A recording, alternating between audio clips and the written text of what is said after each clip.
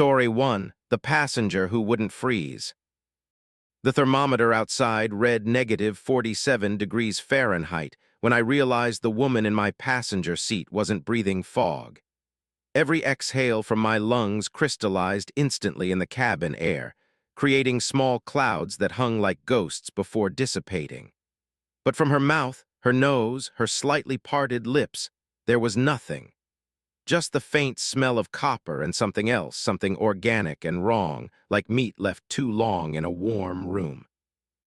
My name is Robert Hayes, and I'd been hauling freight across the Dalton Highway for 16 years before that night on December 19th, 2023.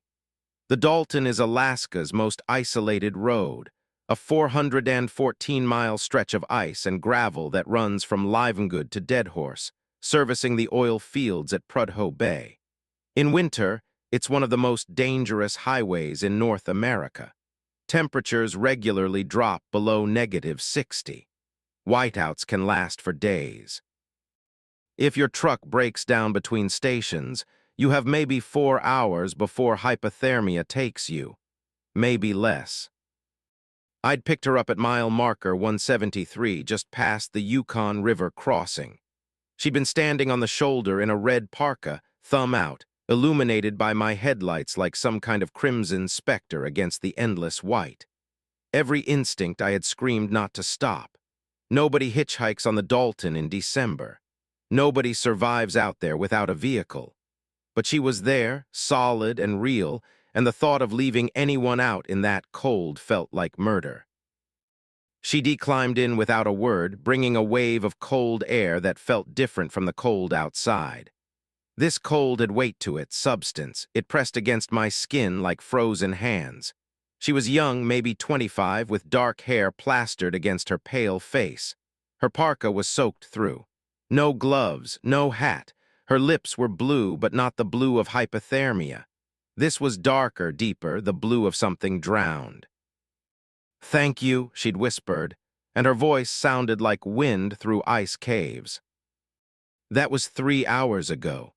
Now we were approaching mile marker 240, and I couldn't stop staring at the absence of fog from her breath. "You okay?" I asked, my own voice cracking in the frozen air. My words came out in visible puffs. Hers had not once. She turned to look at me, and her eyes were wrong. The pupils were too large, dilated so wide they nearly consumed the iris. In the green glow of my dashboard lights, they looked like tunnels leading somewhere I didn't want to see. "I'm cold," she said, "so cold." But she wasn't shivering. I'd cranked the heat to maximum the moment she got in, and after 3 hours her parka should have been dry. It was. Water still dripped from it onto my seat, pooling beneath her, though the temperature in the cab had to be at least 70 degrees. The water wasn't evaporating. It was spreading, creeping across the vinyl like something alive. My hands tightened on the steering wheel. Outside, the world had become an abstract painting of white on white on white. The storm had intensified over the last hour, reducing visibility to maybe 20 feet.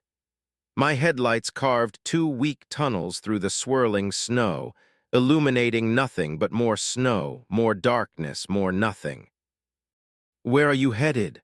I asked, desperate for normal conversation, for anything to break the wrongness settling over the cab like a shroud. "Home," she said. "I'm trying to get home." "Where's home?" She didn't answer. Instead, she reached up and pulled back the hood of her parka. Her hair was still wet, plastered to her skull, and in the dashboard light I could see things moving in it. Small things, white things, ice crystals, I told myself, just ice crystals forming in her wet hair. But ice crystals don't move like that, don't writhe and squirm and pulse. "How long were you out there?" I asked, "before I picked you up?" "A long time," she whispered. "A very long time." The heater was blasting, but suddenly I was cold. Not cold like the Alaskan winter cold. Cold like something fundamental inside me was shutting down. Cold like death.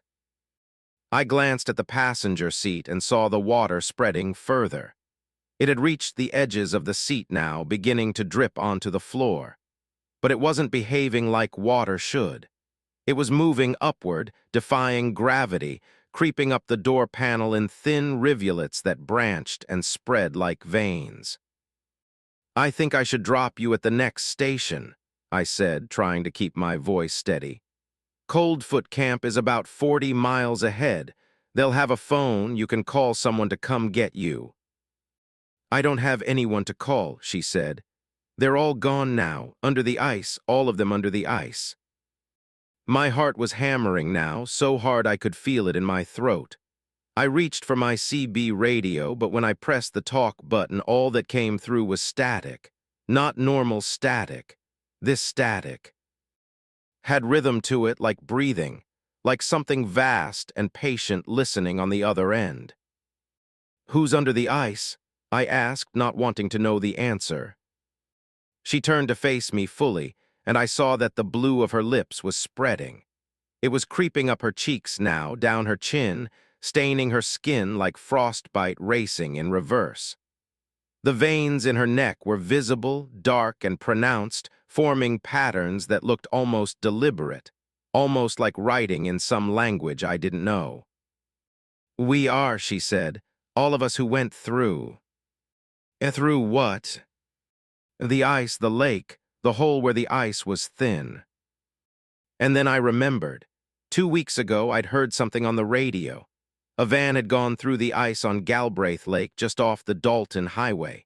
4 college students from Fairbanks on some kind of winter photography expedition. They'd driven onto the frozen lake at dusk, and the ice had given way. By the time rescue crews arrived, the van had sunk into water so deep and so cold that recovery was impossible. They'd never found the bodies. Galbraith Lake was at mile marker 175. Right where I'd picked her up. "No," I said, shaking my head. "No, that's not possible. You're here, you're real, I can see you."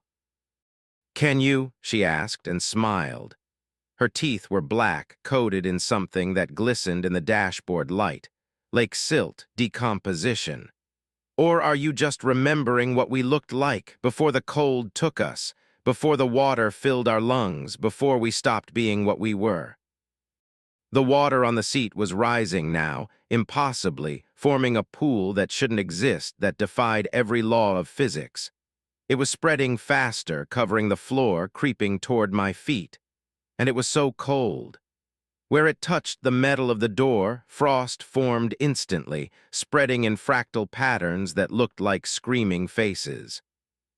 I slammed on the brakes, and the truck skidded on the ice, fishtailing wildly before coming to a stop in the middle of the empty highway.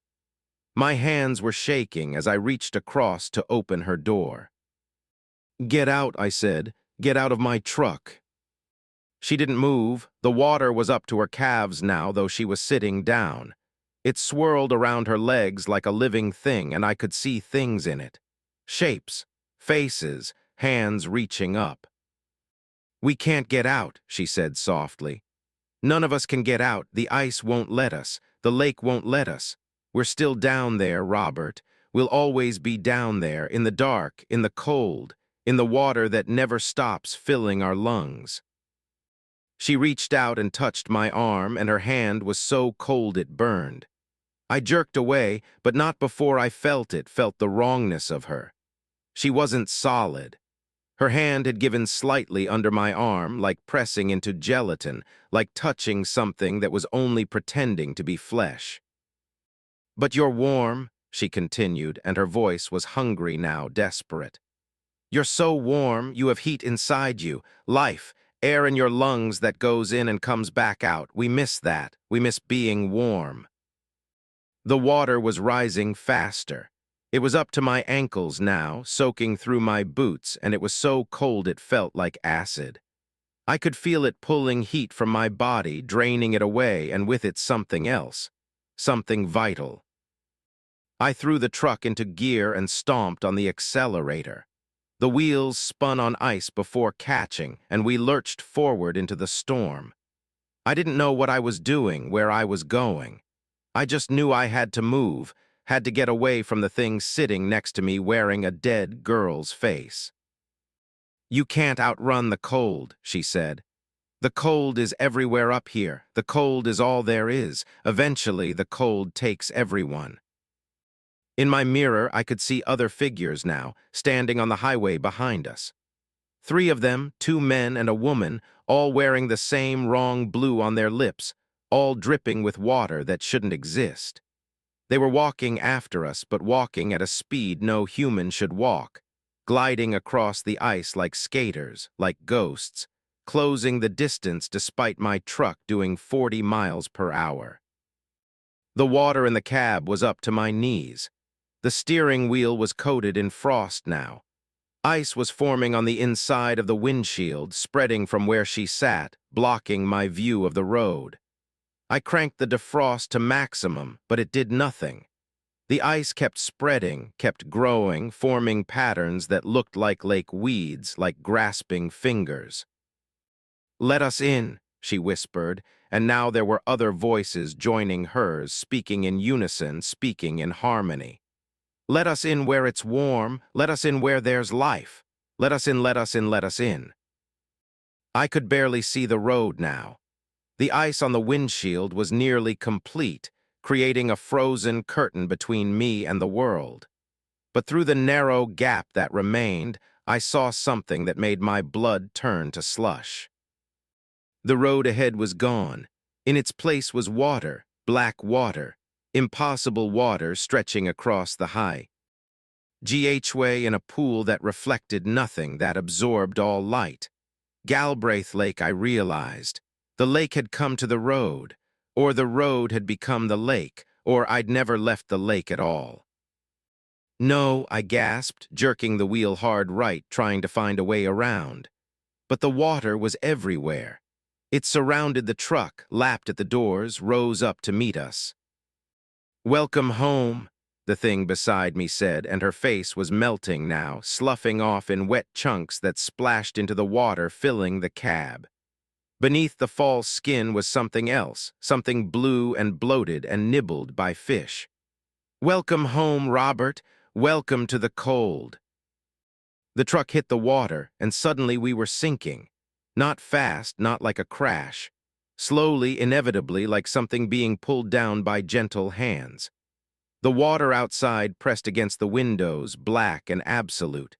The water inside rose over my chest, over my shoulders, so cold it felt like being stabbed by 1,000 frozen knives. I tried to open the door, but the pressure was too great. I tried to break the window, but my hands were numb, useless. I tried to scream, but water filled my mouth, my throat, my lungs, and it tasted like rot and copper and the bottom of something ancient. The last thing I saw before the darkness took me was her face, the dead girl's face, smiling with satisfaction as the cold embraced us both.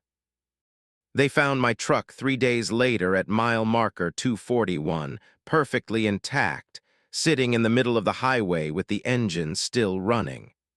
The cab was flooded with 43 gallons of water that, according to the report, had no source.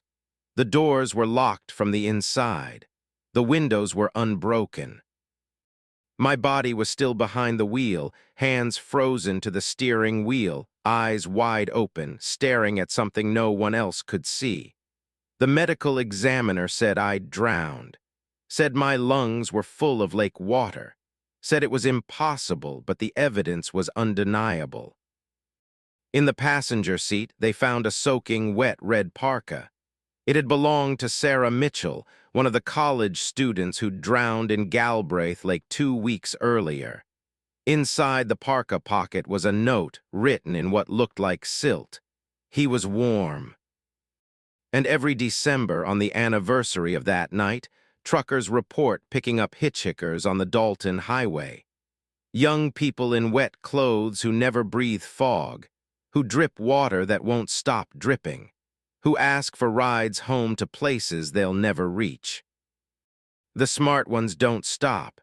But the kind ones, the good ones, the ones who can't imagine leaving someone in the cold, they stop. They always stop. And when they do, the ice takes them too. Story 2. The convoy that drove in CIRCLES. Mile marker 88 on the ice road to Tuktoyaktuk shouldn't exist 3 times, but Marcus Chen had just passed it for the 3rd time in 40 minutes, and the convoy of trucks ahead of him was still there, their taillights glowing red in the Arctic twilight, still maintaining the same distance no matter how fast he drove. 4 trucks, traveling in perfect formation, exhaust pipes trailing identical plumes of diesel smoke into air so cold it crystallized instantly into glittering clouds. He joined the convoy at mile marker 20, grateful for the company. The ice road from Inuvik to Tuktoyaktuk was only 111 miles long, but it was 111 miles of frozen ocean, marked by wooden stakes every 100 feet with nothing but ice beneath and emptiness on all sides. Having other trucks ahead of you meant you weren't alone if something went wrong. It meant someone would see if you broke through the ice. It meant survival. Now staring at that mile marker for the 3rd time, identical to the previous 2, same angle, same weathering, same small dent in the metal post, Marcus wasn't sure what it meant anymore. He grabbed his CB radio. "This is Polar Bear, northbound on the ice road. Anyone hearing this? I think we've got a problem." Static answered him. Then beneath the static, something that might have been breathing. He tried again. "Convoy ahead of me, 4 trucks in formation. You guys reading me? I think we're going in circles. I've passed mile marker 88 3 times now." The static intensified, and then a voice came through mail with an accent Marcus couldn't place. "Keep driving, don't stop. Whatever you do, don't stop." "Who is this? Which truck are you in?" "None of them, not anymore. Just keep driving. When you see the light, don't follow it. When you see the stakes moving, don't watch them. When you see the 5th truck, don't look inside." The radio went dead. Not static, not silence. Dead, like the device had been unplugged, though the power light still glowed green on the console. Marcus felt sweat forming on his back despite the cold. The convoy ahead maintained its pace, steady, mechanical, their tail lights never wavering. He checked his speedometer. 60 kilometers per hour, he'd be. And doing 60 for the last hour. They'd been doing 60 ahead of him. The distance between them never changed. He looked at his GPS.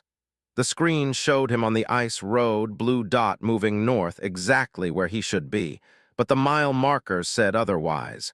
88, 88, 88. The sun was setting, or what passed for sunset this far north in December.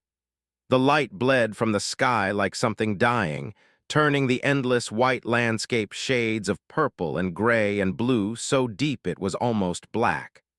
The wooden stakes marking the road's edges stood like soldiers at attention, marching into the distance, disappearing into the gloom. Then he saw it, just for a moment. The stakes were lining, all of them, every single one visible, tilted at the same angle, pointing left, away from the road, pointing toward the darkness. And they were moving, swaying like wheat in wind, though there was no wind. The air was absolutely still. Marcus blinked and they were straight again, perfectly vertical, perfectly still. His hands were shaking on the wheel. He'd been driving ice roads for 7 years, had survived 2 breakdowns in -50 weather, had pulled 3 people from trucks that had gone through the ice. He knew fear. This was different. This was wrongness. This was reality coming apart at the seams. The 4th truck in the convoy ahead, the one at the back of their formation, started drifting left. Slowly at first, then faster, pulling away from the marked road, heading out into the unmarked ice. Marcus watched in horror as it kept going, kept accelerating, its tail lights getting smaller, disappearing into the purple twilight. He grabbed the CB. Truck leaving the convoy, you're off the road. Get back on the marked path. No response. The truck vanished completely, swallowed by darkness and distance. The three remaining trucks continued forward as if nothing had happened. Same speed, same formation. The gap where the fourth truck had been remained, a space of emptiness in their perfect line. Marcus passed mile marker 88 for the fourth time. His fuel gauge showed 3/4 full. It had shown 3/4 full for the last hour. He'd been burning diesel at a steady rate, climbing a gentle grade that shouldn't exist on the flat ice road, but the gauge hadn't moved. His odometer read 412 kilometers since leaving in Uvik. The journey should be 111. Something was very wrong with distance here, with space itself. The light appeared without warning, off to his right, maybe half a kilometer away across the unmarked ice. It was blue-white, brilliant, like a flare or a welding torch, hovering about 10 feet off the ground. It pulsed with a rhythm that matched his heartbeat, and looking at it made his eyes hurt, made his head feel strange, hollow, like someone was carefully removing his thoughts one by one. "Don't follow it," the voice on the radio had said. The light began to move, gliding across the ice parallel to the road, keeping pace with him. Where it passed, the ice beneath it glowed, phosphorescent, alive. The glow spread outward in ripples, like something vast moving just beneath the frozen surface, tracking him. The three trucks ahead started to turn, all at once, all together, pulling right toward the light. Their tail lights shifted, their formations broke, and they accelerated, chasing the blue-white brilliance into the darkness. "No," Marcus shouted, though no one could hear him. "Stay on the road." But they were gone in seconds, swallowed by night and ice and that hungry light. He was alone now, completely alone. Just his truck, the marked road, the wooden stakes, and the light still keeping pace with him, calling to him without sound, promising things his rational mind knew were lies, but his hindbrain desperately wanted to believe. Warmth, company, an end to the driving, an end to the fear. He forced his eyes forward and kept driving. Mile marker 88 passed on his left for the 5th time. That's when he saw the 5th truck. It appeared ahead of him, exactly where the convoy had been, materializing out of nothing like it had always been there. But he could see through it. Not clearly. It was solid enough, real enough, but wrong. Like looking at something through water, through heat shimmer, through a reality that wasn't quite aligned with his own. The truck was old, ancient, a model he didn't recognize from decades ago, maybe from the Soviet era when this region was still under heavy Russian influence. Its lights were dim, flickering, and it moved with a stuttering motion, like watching film with frames missing. As Marcus drew closer, maintaining his speed, unable to stop even if he wanted to because stopping on the ice road alone meant death, he could see inside the cab. There was a driver, or something that had been a driver. It sat behind the wheel with its hands in the correct position, its posture perfect, but its Eid was wrong. The skull was visible, white bone gleaming in the dim light, but there was still skin on parts of it, hanging in strips, and the eyes were still there, still moving, still aware. It turned to look at Marcus as he approached, and its jaw opened in what might have been a scream or might have been a greeting. "Don't look inside," the voice had warned. But it was too late. Marcus had looked, and in looking he'd seen not just the driver, but what was behind the driver. The cabin of that ghost truck was full of them, dozens of them. Drivers from decades past, from years past, from days past, all in various states of decay, all still sitting in driving position, all still gripping steering wheels that connected to nothing, all still staring forward at roads they'd never reach. One of them was the driver of the truck that had veered off first. Marcus recognized his jacket, his face. But he was already changing, already becoming like the others, his skin already taking on that translucent quality, his eyes already developing that fixed, distant stare. The ghost truck passed through his truck. It should have been a collision. It should have been metal crushing metal, glass shattering, bodies breaking. Instead, it was cold. It was the sensation of something vast and terrible and hungry passing through him, through every cell of his body, reading him, measuring him, deciding if he was ready to join them. He screamed. The sound was snatched away by something that wasn't wind, something that moved through the cab like invisible hands searching for his voice, for his heat, for his life. When the ghost truck emerged from the front of his vehicle, continuing forward, stuttering and flickering, Marcus realized three things simultaneously. First, his truck was now stuttering too. The engine sounded wrong, misfiring, coughing, running on cylinders that shouldn't exist or maybe running on no cylinders at all, running on memory and habit and the momentum of the dead. Second, he could see his hands on the steering wheel, but they looked thin, translucent, like he was looking at them through cloudy water. Third, there was someone sitting beside him in the passenger seat. A woman in an old parka, frozen solid, her face locked in an expression of terror so absolute it hurt to see. Her name tag said Patricia. She'd been missing since 1997.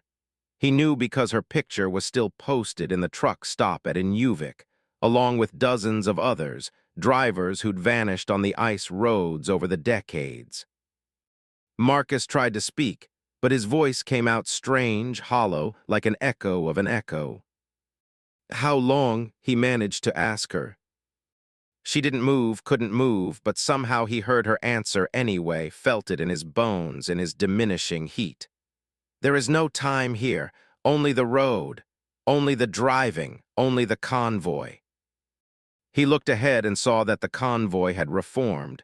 4 trucks. No 5, no 12, no hundreds stretching into the distance, their taillights creating a river of red light that flowed into infinity. And he was part of it now. He was maintaining position. He was keeping pace. Mile marker 88 passed for the 100th time, or the 1,000th, or the 1st. His fuel gauge still read 3/4 full. It would always read 3/4 full. His odometer had stopped counting. Numbers were meaningless here. Distance was a lie. Time was a story people told themselves to make sense of the dark. The blue-white light appeared again, closer now, and this time he understood what it was.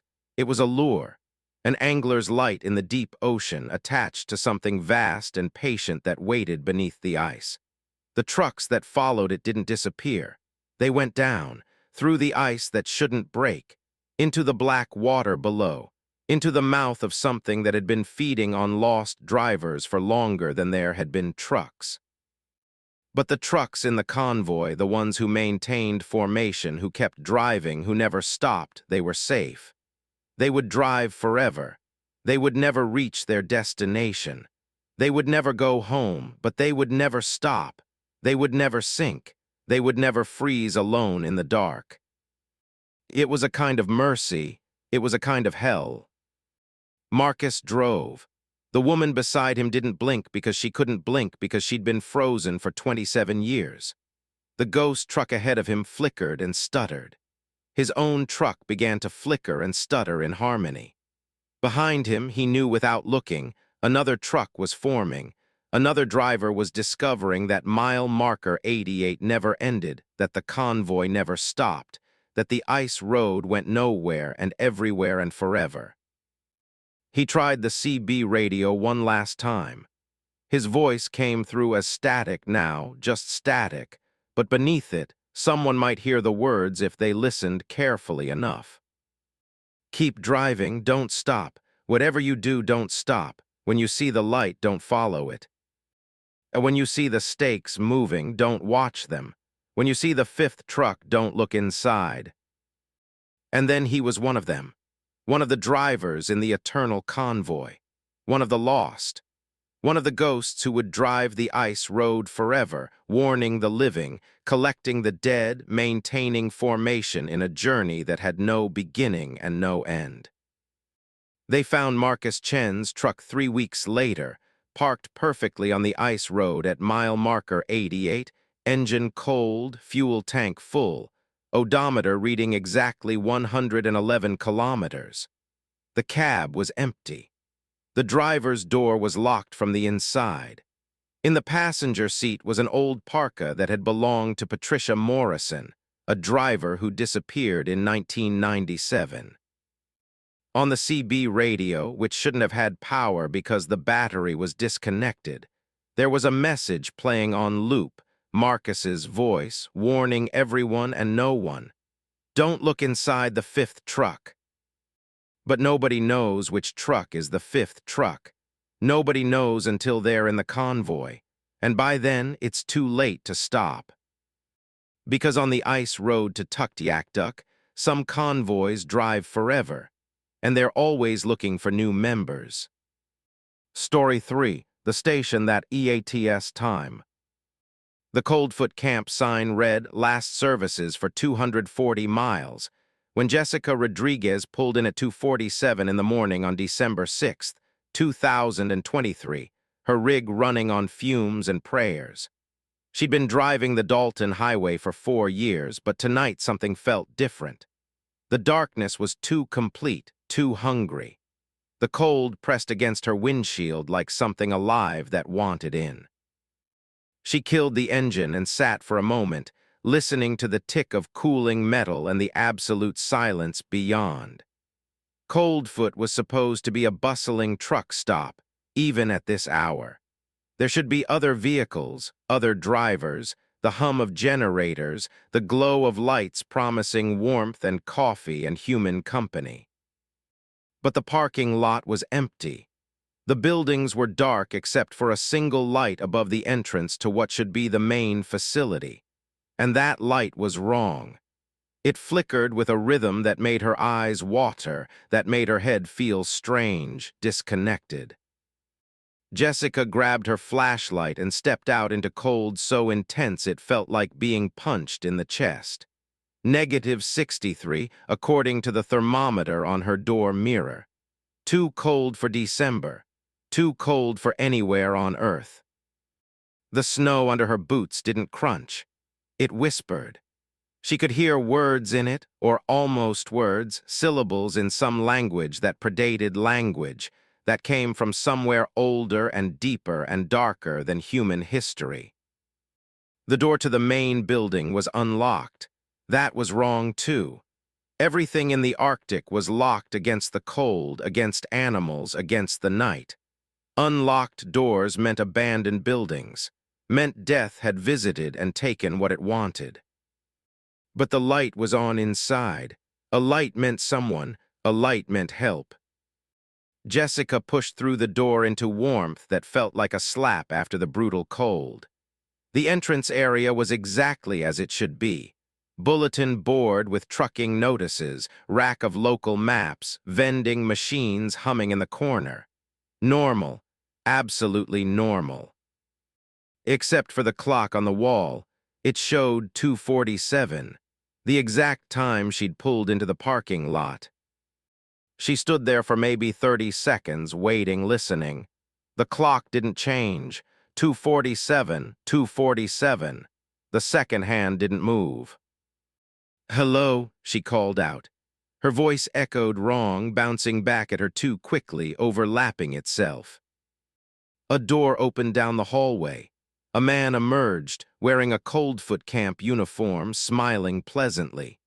He was ordinary in every way, middle-aged, graying hair, tired eyes.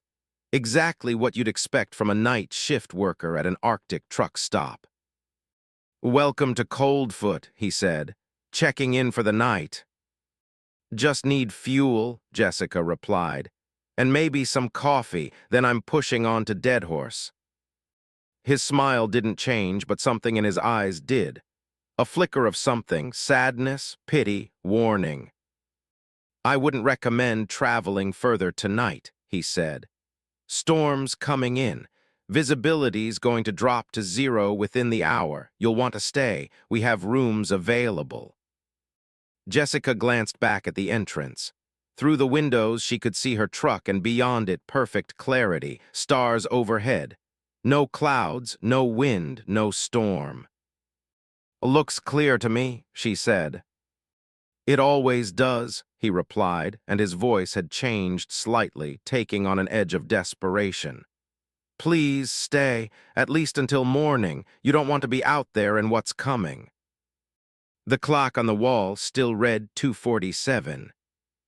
Jessica felt something crawl up her spine, something cold that had nothing to do with the Arctic winter. How long have you been here? She asked. On shift tonight, I mean. Long enough, he said, then quieter, too long. What's your name? He opened his mouth to answer, and for just a moment, just a fraction of a second, his face glitched. That's the only word for it. Glitched, like a digital image with corrupted data showing something else beneath, something with too many teeth and eyes that reflected light from angles that shouldn't exist. Then he was normal again, tired and ordinary. David, he said. My name is David. Please let me get you some coffee. You look exhausted. When was the last time you rested? Jessica took a step backward toward the door. I'm good. Actually, I think I'll just keep driving. I've got enough fuel to make it to Deadhorse. No, David said, and his voice was firm now, urgent. You can't leave. Not once you've come inside, not once you've seen the clock. Those are the rules. What rules? What are you talking about? He moved toward her, not threatening, but imploring, hands outstretched. Please listen. I don't make the rules. None of us make the rules. We just follow them or we become them. You came inside. You saw the clock stop. That means you're here now. That means it's feeding on you. What's it? David pointed at the clock, still 2:47. The station, Coldfoot, not the real Coldfoot, the real truck stop exists, but this one, this version, it's something else. It exists in the cracks, between times, between places, and it's hungry. It eats time, eats life, eats people. Jessica's hand found the door handle behind her. You're insane. I'm leaving. Look at your watch. She didn't want to. Every instinct screamed not to look at her watch, but she looked anyway. 2:47. Her heart was pounding now, so hard it hurt. She pulled out her phone. Dead, not low battery, dead, completely black. She pressed the power button. Nothing. It had been fully charged when she parked. How long have you been here, David? She asked again, her voice barely a whisper. I checked in for the night on March 3rd, 1996, he said. I was hauling drilling equipment north. There was a storm. I stopped here to wait it out. I've been waiting 27 years for the storm to end, for the clock to move, for time to start again. That's impossible. There are 17 of us here, drivers who stopped, who came inside, who saw the clock. Some have been here longer than me. Thomas checked in 1974. He's in room 12. He's still in room 12. He'll always be in room 12. Jessica yanked the door open and ran. The cold hit her like a wall, but she pushed through it, sprinting toward her truck. Her boots slipped on ice. She caught herself, kept running. Her truck was 50 feet away. 40, 30. The door to the main building opened behind her. You can't leave in the same moment you arrived, David shouted. Time has to move first. You have to wait for the clock to change. Jessica reached her truck, grabbed the door handle. Locked, but she hadn't locked it. She never locked it during fuel stops. She fumbled for her keys, dropped them. They fell into the snow and disappeared, sinking like they'd been dropped into water, vanishing into white that suddenly seemed infinitely deep. Behind her, David was approaching, walking slowly, inevitably. and behind him others were emerging from the building. Men and women in trucker gear from different decades. 70s, 80s, 90s, earlier, some wore styles from the 50s, the 40s. One woman wore a fur parka that looked like it was from the 1920s. They all had the same expression: resignation, sadness, the look of people who'd fought and lost and finally accepted their fate. "It's not so bad," a woman in 80s-style gear said. Her name tag read Martha. "You stop feeling hungry after the first year. You stop feeling cold after the second. You stop feeling anything after the third. It's peaceful, really, once you accept it." "No," Jessica said, backing away from her truck, from the building, from the assembled ghosts of drivers past. "No, no, no." She turned and ran into the darkness, off the parking lot, into the untouched snow beyond. She'd take her chances with the cold, with the wilderness, with anything but staying in that place where time had stopped and people became exhibits in a museum of the forgotten. She ran for what felt like hours but might have been seconds. The cold burned her lungs. Her face went numb. Her fingers stopped responding.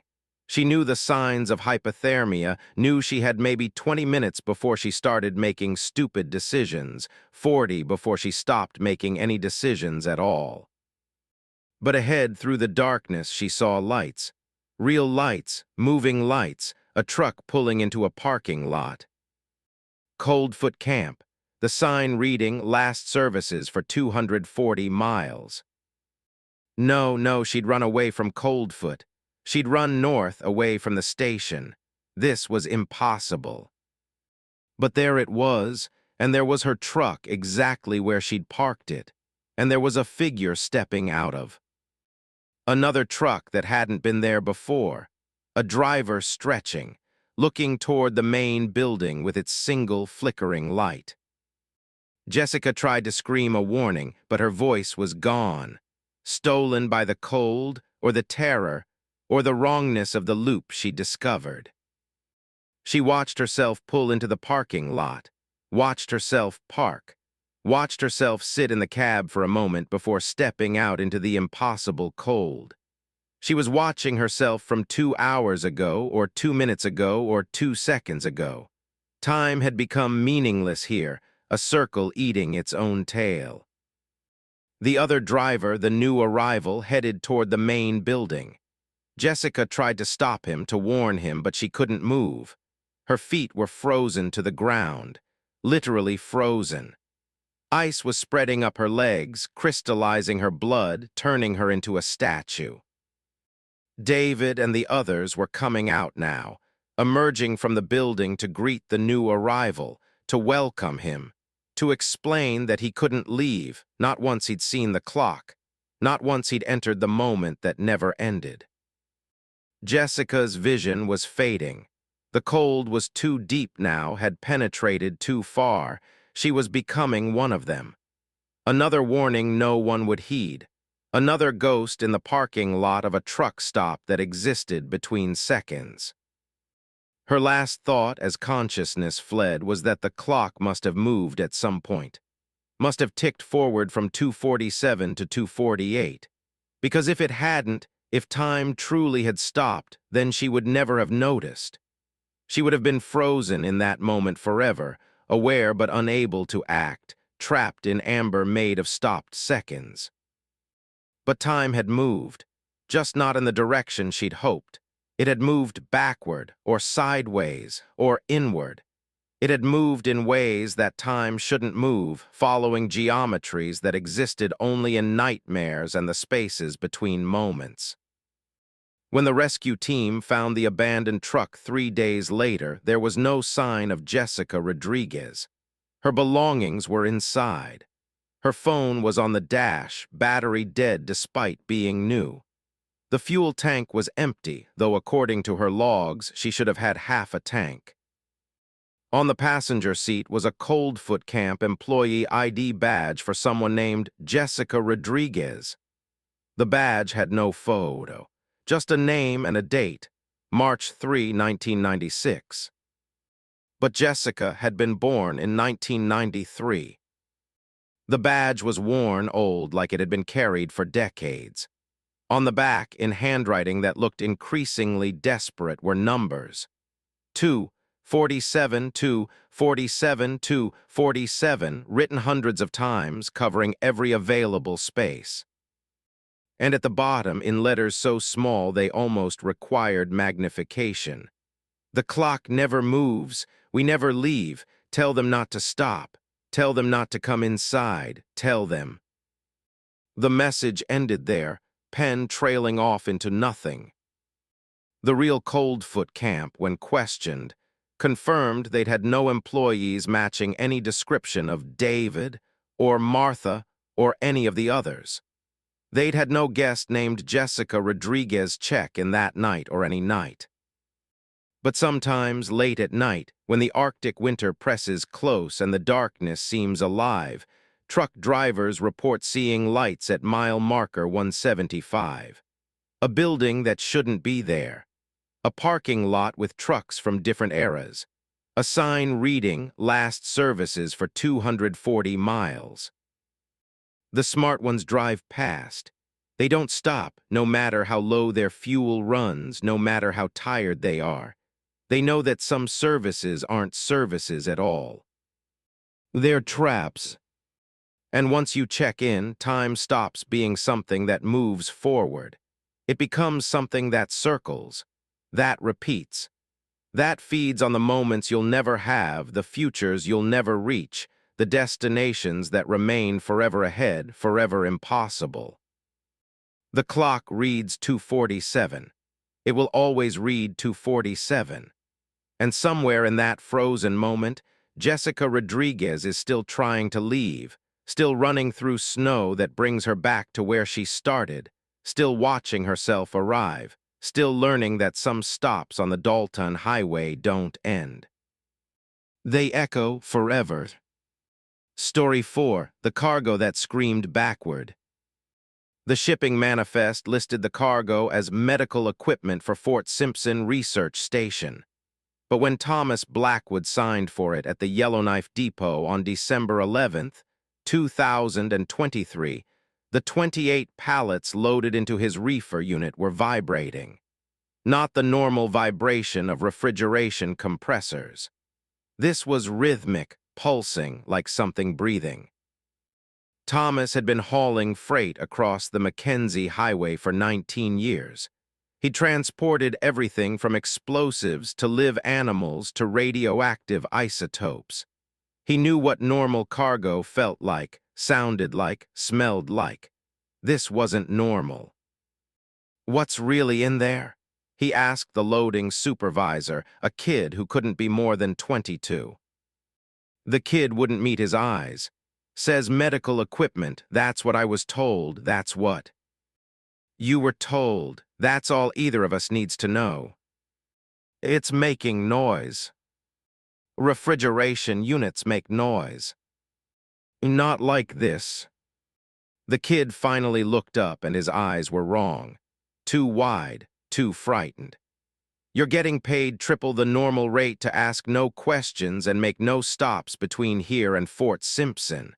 732 kilometers, 13 hours in good weather. That's a lot of money for a milk run. Take it or leave it." Thomas should have left it, should have walked away, should have listened to the crawling sensation in his gut that screamed this was wrong, all wrong. But triple rate in December meant he could take January off, spend time with his daughter in Vancouver, fix the transmission in his personal truck that had been grinding for 6 months. He took it. The first hour was fine. The Mackenzie Highway in winter was brutal but predictable. Ice, snow, darkness, and the occasional caribou crossing. His reefer unit hummed normally. The cargo sat quiet. Thomas let himself relax, let the white lines and the darkness and the rhythm of driving lull him into the meditative state that made long hauls bearable. Then at mile marker 73, the screaming started. It came through the walls of his trailer, through the cab, through his skull, not loud, That was the worst part. It was quiet, barely audible, but it was wrong in a way that made his teeth ache and his vision blur. It was screaming, but backward. Like someone had taken audio of a human voice in agony and reversed it, and underneath the reversed screaming there was something else. Words, or not words. Something that sounded like language but wasn't. Something that predated language, that came from a time when humans were prey, and the dark was full of things with intelligence and hunger. Thomas grabbed his CB radio. "This is Northern Star hauling south on Mackenzie Highway. I've got a situation with my cargo. I need to know what I'm actually carrying." Silence, then, "Northern Star, maintain your route. Do not open the trailer. Do not stop. Arrive at Fort Simpson Research Station by 0800 hours. Acknowledge." "Negative. I want to know what's in my trailer. I want to know why it's making noise." "The cargo is sealed medical equipment. The sounds you're hearing are normal refrigeration." "Bullshit," Thomas shouted. "This is not refrigeration, this is." The radio went dead. Not static. Dead. The power lights stayed on, but no sound came through, not even when he changed channels, not even when he tried the emergency frequency. The backward screaming intensified. Thomas pulled over. The highway was empty in both directions, just darkness and snow, and the kind of cold that killed in minutes. His breath fogged the windshield instantly as the heater struggled to compensate for the opening door. He needed to see what was in the trailer, needed to know. The not knowing was worse than any truth could be. The reefer unit was set to -10 degrees Celsius, standard temperature for medical supplies. But when Thomas approached the back doors, he could feel heat radiating from the metal. Not warmth, heat, real heat. Intense heat that made the locks hot to touch even through his insulated gloves. The backward screaming was louder here, and he could hear other sounds beneath it. Scratching, scraping. The sound of something trying to get out, or trying to get in, or trying to change the space it occupied from inside to outside, or outside to inside, or some other direction that didn't exist in normal geometry. Thomas's hands shook as he worked the lock. Part of him, the lizard brain part that had kept his ancestors alive when the world was full of saber-toothed cats and cave bears, screamed at him to run. To get back in the cab and drive and never look back and forfeit the entire load and the entire payment and never ask questions. But he was human. Humans need to know. It's what makes humans dangerous and brilliant and doomed. The lock opened with a click that sounded like bones breaking. Thomas pulled the door open. Cold poured out, not the cold of refrigeration. Cold like the cold at the end of the universe, cold like the cold of entropy's final victory, cold that made the Arctic winter feel like a tropical beach. It hit him like a physical force, driving him backward, flash freezing the fog of his breath into crystals that fell like snow. And inside, on the 28 pallets, were not medical equipment. They were bodies, human bodies, but wrong, changed. They were twisted into shapes that shouldn't be possible, bones bent at angles that defied anatomy, limbs intertwined with each other, faces frozen in expressions that cycled through every emotion simultaneously. Joy, terror, ecstasy, agony all at once, features rippling and shifting even though the flesh was clearly dead, clearly frozen, clearly had been dead for a long time. And they were all screaming, mouths open, eyes wide, screaming backward through time. Thomas S. lammed the door shut, but not before one of the bodies moved. Not much, just a finger. Just one finger on one hand, lifting, pointing at him, and where it pointed, frost formed in the air, spelling words in frozen crystals. Take U.S. home. He ran, didn't think, didn't process. Just ran back to the cab and threw the truck into gear and accelerated so hard the trailer fishtailed on the ice before the wheels caught, and he was moving, driving, fleeing. But he couldn't outrun what was in the trailer, couldn't outrun what he'd seen. The backward screaming followed him. It was inside the cab now, coming from everywhere and nowhere. He turned up the radio to drown it out, but the stations were all the same. That reversed screaming, coming through every frequency, every channel, AM and FM and CB and weather band, all of it screaming backward in harmony.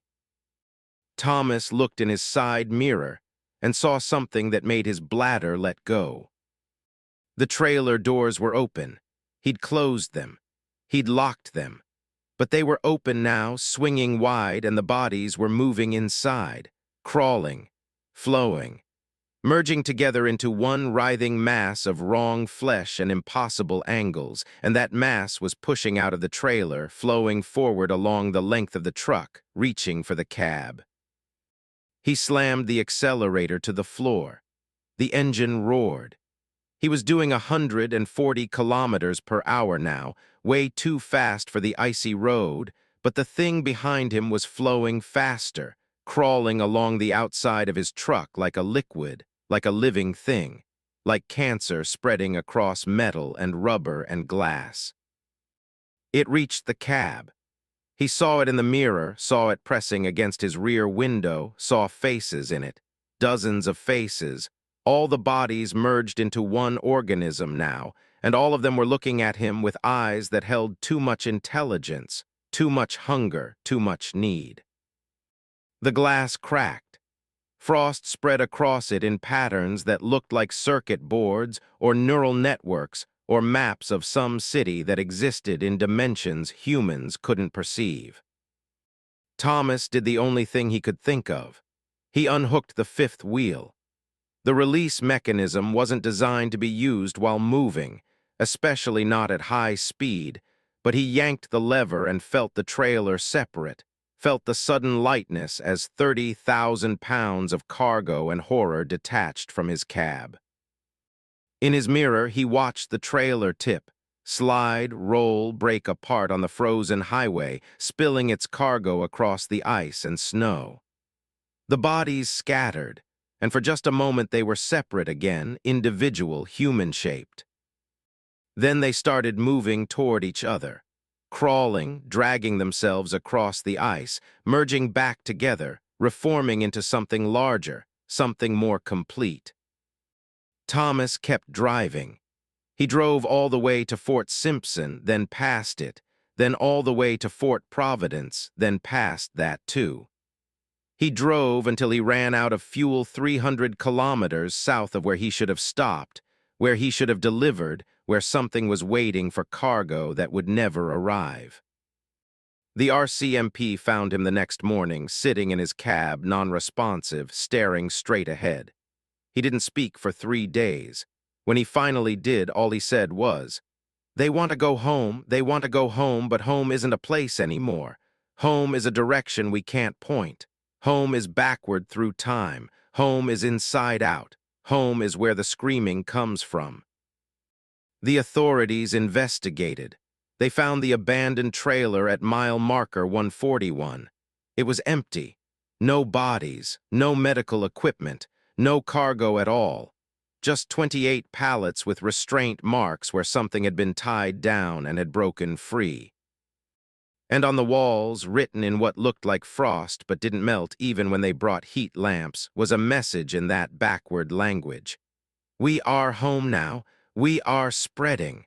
We are learning the new directions. Thank you for releasing US. Thank you for opening the door." The Fort Simpson Research Station, when contacted, claimed they de-ordered no medical equipment, had no record of any delivery scheduled for December 11th, had never heard of the Yellowknife Depot or the loading supervisor or the shipping manifest. But the Yellowknife Depot existed. Thomas had the manifest. He had the bill of lading. He had the receipt for the triple-rate payment that had been deposited into his account. Blood money, he called it. Payment for releasing something that should have stayed locked in whatever cold place it had been stored. Payment for being the truck driver who delivered the apocalypse. Because over the next 3 weeks there were reports, scattered at first, then increasing. People in the Northwest Territories hearing backward screaming at night, finding frost patterns on their windows that looked like circuit boards or neural networks or maps of impossible cities, waking up to discover their bodies bent slightly wrong, bones at a angles that shouldn't work but did, thoughts moving in directions that didn't exist before but existed now. The bodies were spreading, teaching, converting, showing people the new directions, the backward directions, the inside-out directions. Thomas Blackwood never drove again. He sits in a psychiatric facility in Edmonton now, drawing maps of roads that don't exist, routes through spaces that aren't space, highways through time instead of distance. He draws them obsessively, thousands of pages, and every map includes the same warning, written in increasingly frantic handwriting. Don't open the trailer. Whatever they pay you, whatever they promise you, don't open the trailer. Some cargo isn't cargo, it's a prison, and some prisoners aren't prisoners. They're seeds, seeds that need to be delivered, seeds that need to be planted in the world, seeds that grow backward through time. Don't be the one who plants them, don't be the one who opens the door. But somewhere on the Mackenzie Highway, on cold December nights, truckers still report seeing an abandoned trailer, still report hearing backward screaming, still report feeling the urge to stop, to investigate, to open the doors and see what's inside. And some of them do. Some of them always do. Because humans need to know. It's what makes us dangerous and brilliant and doomed. And whatever was in that trailer, whatever Thomas released, it knows this about humans. It's counting on it, it's waiting. And every door opened is another seed planted, another direction learned, another step toward home. A home that's coming, backward through time, inside out through space, in directions we're only beginning to understand and already beginning to travel. The screaming is teaching us the way. Story 5, the rest stop with no exit. Catherine Morrison saw the rest stop sign at mile marker 327 on the Dempster Highway, and nothing about it seemed wrong. Standard Canadian highway signage, white text on blue indicating facilities 1 kilometer ahead. She'd been driving for 9 hours straight from Dawson City toward Inuvik, and her bladder was screaming, her back was locked up, and her thermos of coffee had been empty for the last 2 hours. The rest stop was a gift. She took the exit ramp with relief. The facility was larger than she'd expected. A main building, bathroom facilities, a covered picnic area, even a small observation deck overlooking what her map said should be Blackstone River Valley. There were no other vehicles in the parking lot, but that wasn't unusual for December on the Dempster. Catherine was often the only soul for hundreds of kilometers. She parked, killed the engine, and stepped out into cold that bit through her parka immediately. -45, maybe -50.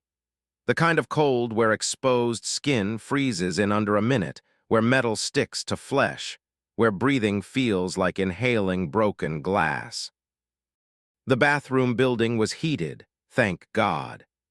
Catherine did her business, washed her hands in water that ran rust-brown for the first few seconds, and allowed herself a moment to stretch, to breathe, to exist as something other than a woman folded behind a steering wheel.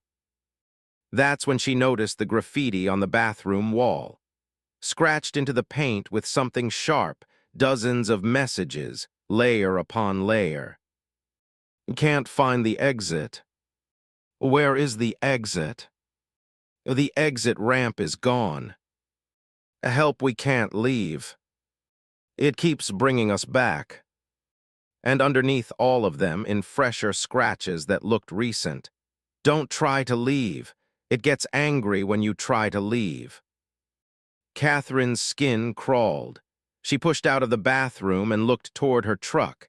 It was exactly where she'd left it. The highway was visible beyond the parking lot, trafficless but present, real, exactly as it should be. She walked toward her truck, keys in hand. Behind her, she heard a door open. She turned. A man emerged from the main building, elderly, wearing a parka from the 70s, bell-bottom jeans visible beneath. He looked confused, frightened. "Excuse me," he called out. "Can you help me? I've been trying to find the exit for I'm not sure how long. My wife, she's in the car, she's not well. We need to get to Inuvik. We need to get to a hospital." Catherine looked where he was pointing.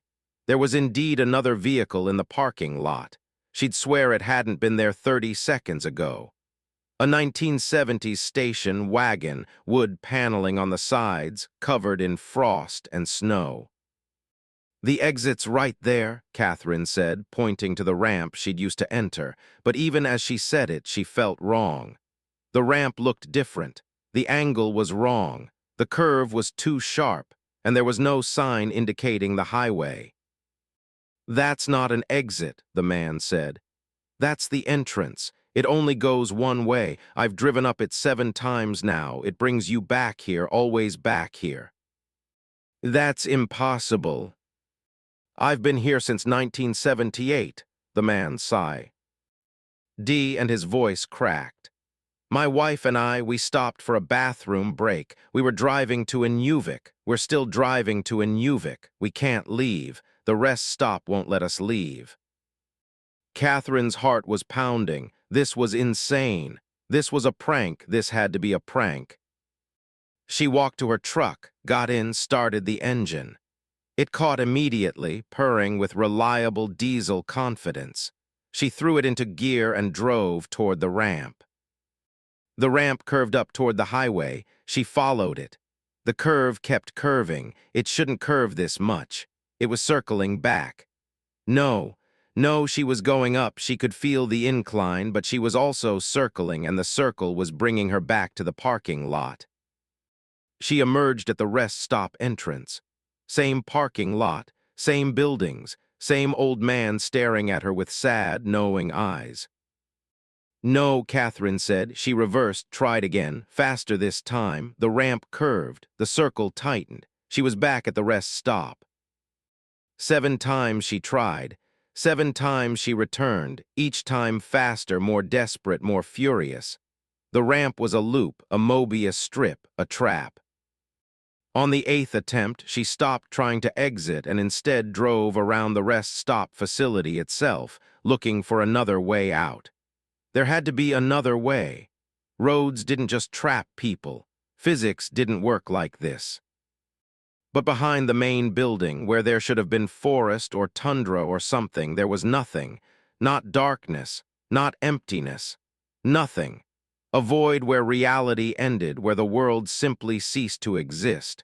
Her headlights didn't penetrate it. They stopped at its edge, as if the light itself refused to enter that space. Catherine got out of her truck and walked to the edge of the parking lot. The nothing was 3 feet away. She could feel it, feel the absolute absence of anything. No air currents, no sound, no light reflection. It was like standing at the edge of the universe and looking into the space before creation. She picked up a rock and threw it into the nothing. It disappeared. No sound of impact, no sign it had ever existed. "I tried that," a voice said behind her. A woman, younger, wearing clothes from the 90s. "Threw everything I had into it, my luggage, my phone, my wedding ring. Nothing comes back. It just takes what you give it and offers nothing in return." "How many people are here?" Catherine asked. 14 that I know of, probably more.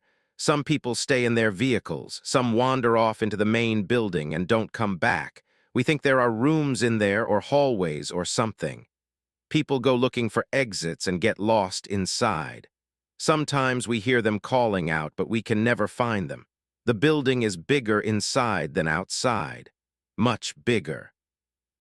Catherine spent the next 3 hours trying everything. She tried walking out along the entrance ramp on foot. It curved back. She tried driving her truck straight at the nothing. Her engine died the moment her bumper touched the edge, and she had to be pushed back by others before it would start again. She tried the CB radio, pure static. She tried her satellite phone, no signal. She tried screaming until her throat was raw. Nothing worked. The rest stop held her, held all of them. As hours passed, Catherine met the others. Gregory, who'd stopped in 1978 with his dying wife, who was still in his station wagon, still dying, trapped in the moment before death forever. Michelle from 1994, who'd been driving to a new job. Aaron from 2007, who'd been heading home to see his newborn daughter and had been trapped for 16 years while his daughter grew up without him. Others, so many others. They'd formed a community of sorts. They shared food, though food was strange here. It never ran out but never satisfied. They could eat forever and still feel hungry. Sleep forever and still feel tired. Time passed, they could feel it passing, but it passed without meaning, without progression, without purpose. Why, Catherine asked. Why does this place exist? What does it want? Nobody knew. Theories abounded. Gregory thought it was a pocket universe, a bubble in space-time. Michelle thought it was a government experiment gone wrong. Aaron thought it was a living thing, a predator that fed on travelers, but nobody knew. Nobody could know. Catherine tried to measure time by sleep cycles, but sleep was wrong here too. She'd lie down in her truck, close her eyes, and when she opened them, it could have been minutes or days or years. Other people would report different lengths of time passing. Synchronization was impossible. She started scratching marks on her truck's dash. 1 mark per sleep cycle. After what felt like a week, she had 83 marks. After what felt like a month, she had over 1,000. After what felt like a year, she stopped counting. The worst part wasn't the entrapment, it was the hope. Every time someone new arrived, there was hope. Hope they'd brought help. Hope that their arrival had weakened whatever held this place together. Hope that this time, this person, this vehicle would be the key to escape. And every time that hope died, every arrival was just another prisoner. Catherine tried the exit ramp less frequently now. Once a week by her counting, though her counting meant nothing. Each time it curved back. Each time the rest stop waited with patient inevitability. She explored the main building with others. They'd been right. It was bigger inside, impossibly bigger. Hallways stretched into darkness. Rooms appeared that hadn't been there before. Some rooms were normal, offices, supply closets, meeting rooms. Some were wrong, rooms with no corners, rooms where gravity operated at angles, rooms that whispered in voices that sound almost human. People had gotten lost in there. Catherine heard them sometimes, calling out, their voices echoing from impossible distances. They'd gone looking for exits and found only more hallways, more rooms, more depth. The building was a maze that grew as you explored it, that created itself from your expectations and fears. Catherine stopped exploring after she found the room with the photographs. Hundreds of photographs on the walls showing rest stops. Different rest stops. All over Canada, all over Alaska, all over the world. And in each photograph, if you looked closely, you could see people trapped in parking lots, people staring at cameras with desperate eyes, people who'd stopped for a bathroom break and never left. This wasn't unique. This wasn't isolated. This was one of many, maybe dozens, maybe hundreds. Maybe rest stops everywhere were like this. We're alive, we're hungry, we're collecting travelers like specimens in jars. Time became meaningless. Catherine's truck ran forever on a fuel tank that never emptied. Her supplies never ran out but never satisfied. She aged but didn't age. Her hair grew then stopped growing. Her body hurt then stopped hurting. She was dying eternally, trapped in the process of living without progressing toward death. Other people gave up. Gregory's wife finally died after 45 years of dying, and Gregory walked into the nothing. He stood at the edge, said, "I'm sorry," and stepped forward. He vanished. Whether that was death or escape or something else, nobody knew. Michelle went insane, started laughing and couldn't stop, walked into the main building's depths and never came back. Her laughter echoed for what felt like weeks. Aaron tried to hang himself in the bathroom. The rope broke. He tried to slit his wrists with broken glass. The wounds closed. He tried to drive his car into the nothing at full speed. The engine died. The rest stop wouldn't let him die. It wanted him alive, wanted all of them alive. For what purpose, nobody knew. Catherine eventually stopped trying to leave, stopped hoping, stopped caring. She sat in her truck and stared at the nothing and felt herself becoming nothing, felt her personality eroding, felt everything that made her Catherine Morrison dissolving into the eternal present of the rest stop. And then one day, or one moment, or one eternal now, a new truck pulled into the parking lot. A driver got out, young, male, looking confused and frightened. Catherine got out of her truck. She walked over to him. She saw the hope in his eyes, the confusion, the fear. She saw the future of his entrapment written in his expression. "Welcome to the rest stop," she said, and her voice was hollow, empty, the voice of someone who'd given up everything, including herself. "You can't leave. Nobody leaves. This is where you are now. This is where you'll always be. Try to accept it. Fighting only makes it worse." He didn't believe her. They never did. He tried the exit ramp. He tried driving through the nothing. He tried everything she'd tried, everything they'd all tried, and like them all, he failed.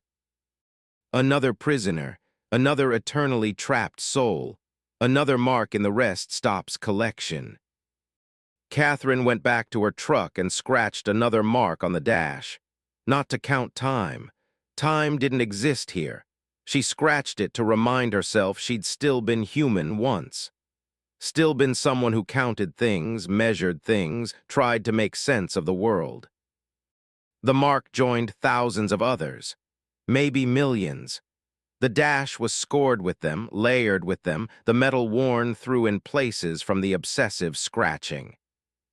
And outside, visible through her windshield, the rest stop sign still stood. Rest stop 1 km? A lie and a truth. It was 1 kilometer from the highway, but the highway was forever away. Distance meant nothing here. Space meant nothing. There was only the rest stop, eternal and hungry and patient. Catherine closed her eyes, opened them. Time had passed, or hadn't.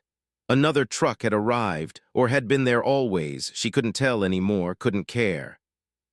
The rest stop with no exit. That's what they called it when they still cal. Let it anything. Now they just called it home, because home was the place you couldn't leave, and they would never leave, never ever leave. The rest stop wouldn't allow it, and the rest stop always got what it wanted. Story 6. The Trucker Who Drove Through Himself. Daniel Park saw his own truck coming toward him on the eastbound lane of the Klondike Highway at 11:43 p.m. on December 13th, 2023, and his first thought was someone had stolen it. His second thought, 1 second later when he recognized himself behind the wheel of the other truck, was that he'd finally lost his mind. The distance closed, 200 meters, 100. 50. He could see his own face in the other truck's windshield lit by the green glow of the dash. That face looked terrified. That face was screaming something. That face was him from maybe 30 seconds in the future, warning him about something that was about to happen. They passed each other. Daniel craned his neck to look back, but the other truck, his truck with him driving, was gone. Vanished into the darkness like it had never existed. His CB radio crackled. His own voice came through, distorted, desperate. Turn back. For God's sake, Daniel, turn back. Don't go to kilometer marker 427. Don't pass it. Whatever you do, don't. The transmission cut off.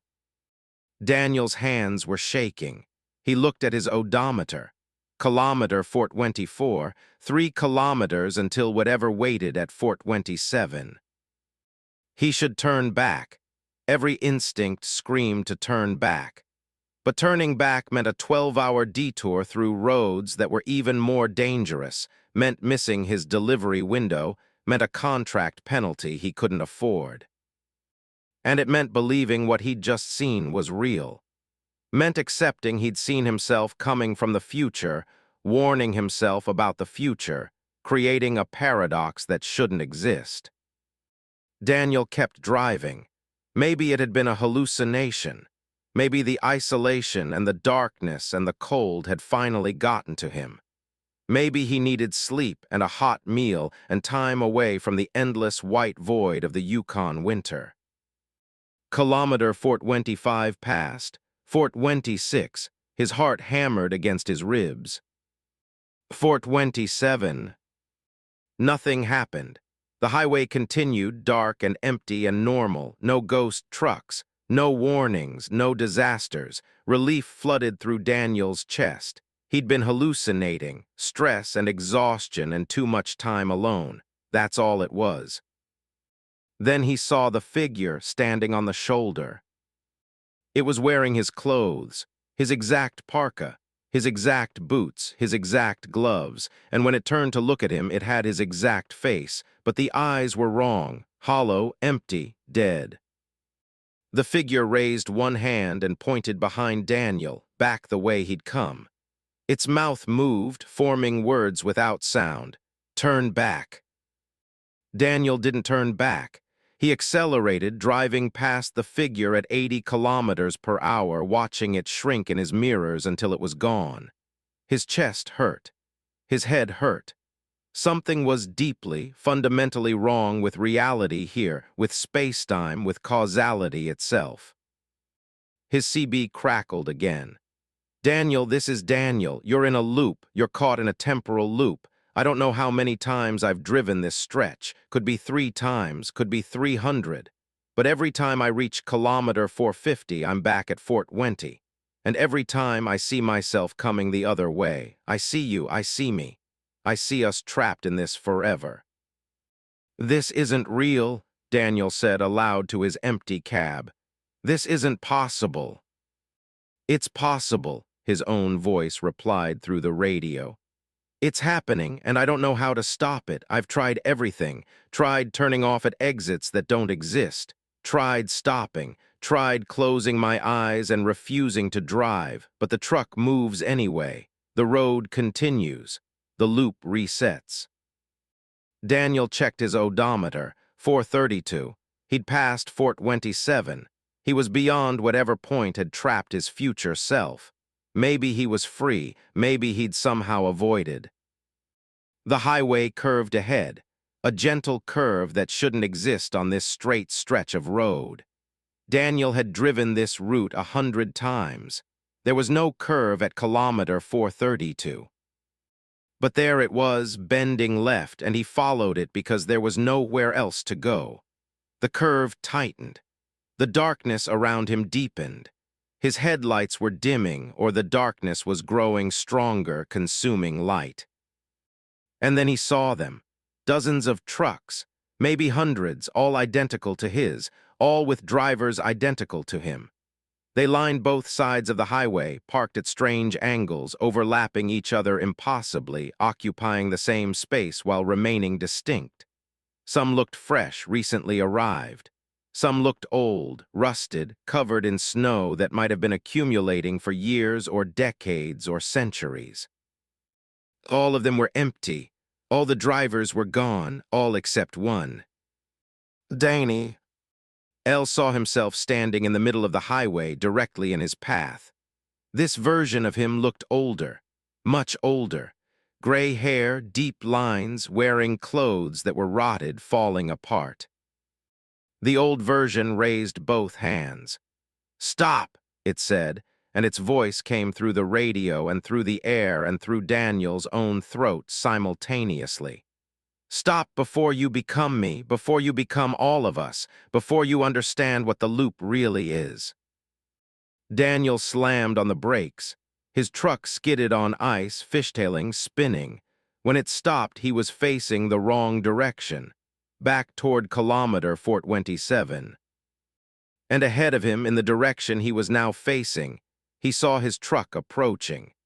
He saw himself behind the wheel, younger, terrified, seeing his own truck coming toward him for what was probably the first time. The loop. He was the warning he'd received. He was the truck he'd seen. The loop had already begun before he'd thought it had begun. The moment he'd seen himself, he'd already been trapped for who knows how long. Daniel's breathing came in short, panicked gasps. He had to break the loop, had to find the point where it began and stop it from happening. Had to. His truck was moving. He wasn't touching the accelerator, but his truck was moving, pulling forward, driving itself toward the oncoming truck that was him. They passed each other. He saw his younger self staring in horror. He saw the moment of recognition, of terror, of disbelief. He grabbed the CB. "Turn back," he screamed into it. "For God's sake, Daniel, turn back. Don't go to kilometer marker 427. Don't pass it. Whatever you do, don't." The transmission cut off. Not because he stopped talking. Because the loop had moved to the next phase. Because he'd already said this. Because he was following a script written in space-time, acting out a role he'd already performed infinite times before and would perform infinite times again. He drove past kilometer 427. He saw the figure on the shoulder, the dead-eyed version of himself. He wanted to stop, to talk to it, to ask it how long it had been there. But his hands wouldn't work. His feet wouldn't work. He was a passenger in his own body, watching himself follow the pattern, the loop, the eternal repetition. 432, the curve, the graveyard of trucks, the old version of himself standing in the road. "Stop," it said again. "Stop before you become me." But he couldn't stop. The truck continued, turned, faced back toward 427. And ahead, approaching, was himself, younger, seeing this for the first time, beginning the loop that had no beginning because it folded back on itself infinitely. How many times? How many iterations? Daniel tried to count the trucks in the graveyard, lost count at 200. They stretched into the impossible distance. His truck replicated infinite times, each one a moment where he'd tried to break the loop and failed. Time was a circle here, not a metaphor, actually a circle. He was driving the same 30 kilometers over and over, experiencing the same events, saying the same words, making the same desperate attempts to escape, failing in the same ways. And the worst part, the part that broke him, was the gradual realization that he was experiencing all iterations simultaneously. He wasn't just living through this loop sequentially. He was existing in all of them at once. He was the young version seeing himself for the first time. He was the middle version trying to radio a warning. He was the old version standing on the road, rotted and gray. He was all of them, all at once. A single consciousness stretched across infinite repetitions of the same 30 kilometers. Daniel started laughing. The sound was high and broken. Madness laugh, understanding laugh. The laugh of someone who'd glimpsed how reality actually worked beneath the illusion of linear time and found it wasn't reality at all, but rather a loop of tape playing over and over, creating the illusion of progression through endless repetition. He passed 427 again, and again, and again. Each time seeing himself coming the other way, each time radioing a warning that would never be heeded because it had never been heeded, each time performing his role in the eternal play. Years passed, or seconds, or both simultaneously. Daniel aged and unaged, his truck rusted and renewed. He grew a beard, then the beard was gone. He was hungry, then full, then hungry again. States overlapped, contradicted each other, existed in superposition. He tried new things sometimes when the loop allowed him agency, when the script had space for improvisation. He tried crashing his truck into the graveyard of other trucks. The impact never came. His truck passed through them like they were ghosts or like he was a ghost. He tried jumping out of his moving truck, found himself back behind the wheel at kilometer 420. He tried closing his eyes and willing him self out of existence, opened them at 427, still driving, still trapped. The old version of himself on the road grew older. Daniel knew because he was that version too, was experiencing its deterioration, its rot, its endless vigil. That version had been standing on the road for longer than the others. Maybe it had found a way to stop moving, to stay in one moment. But staying didn't mean escaping. It meant rot in place, decay without death, eternal suspension.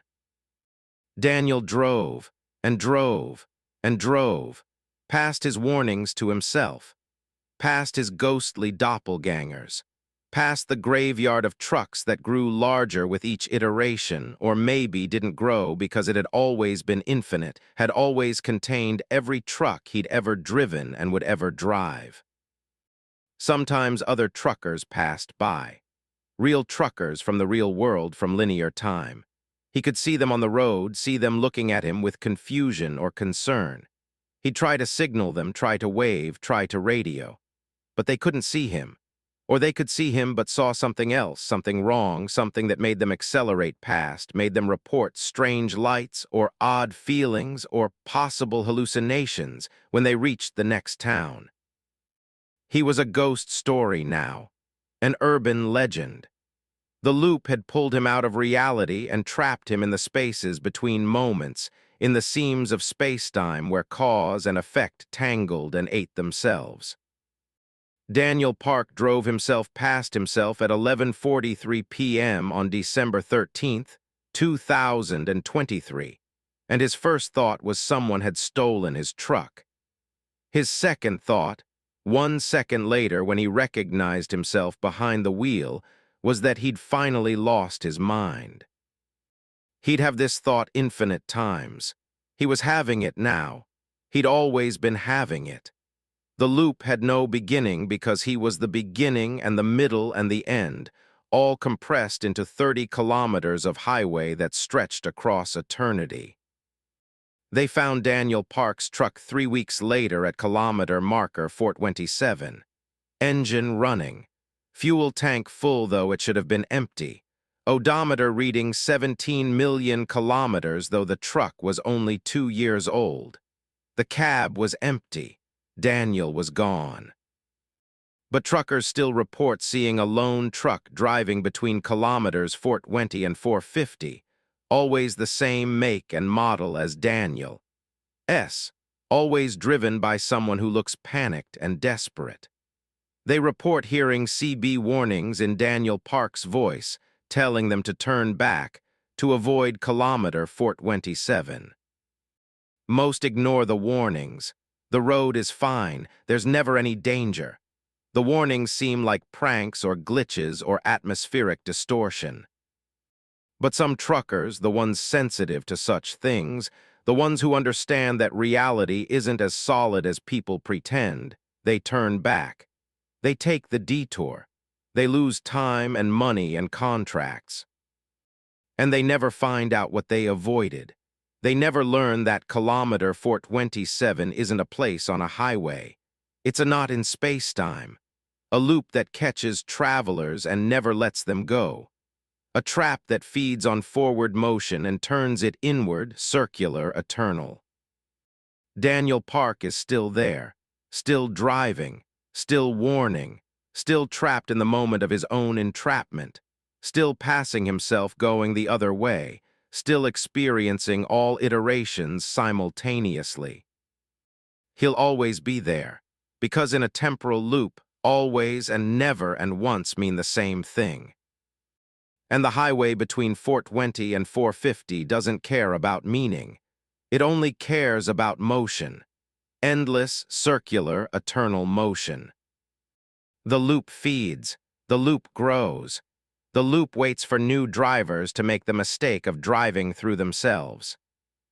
And when they do, they join Daniel Park in the eternal convoy of one, driving infinite versions of themselves past themselves forever. Story 7. The Voice in the Dead Zone.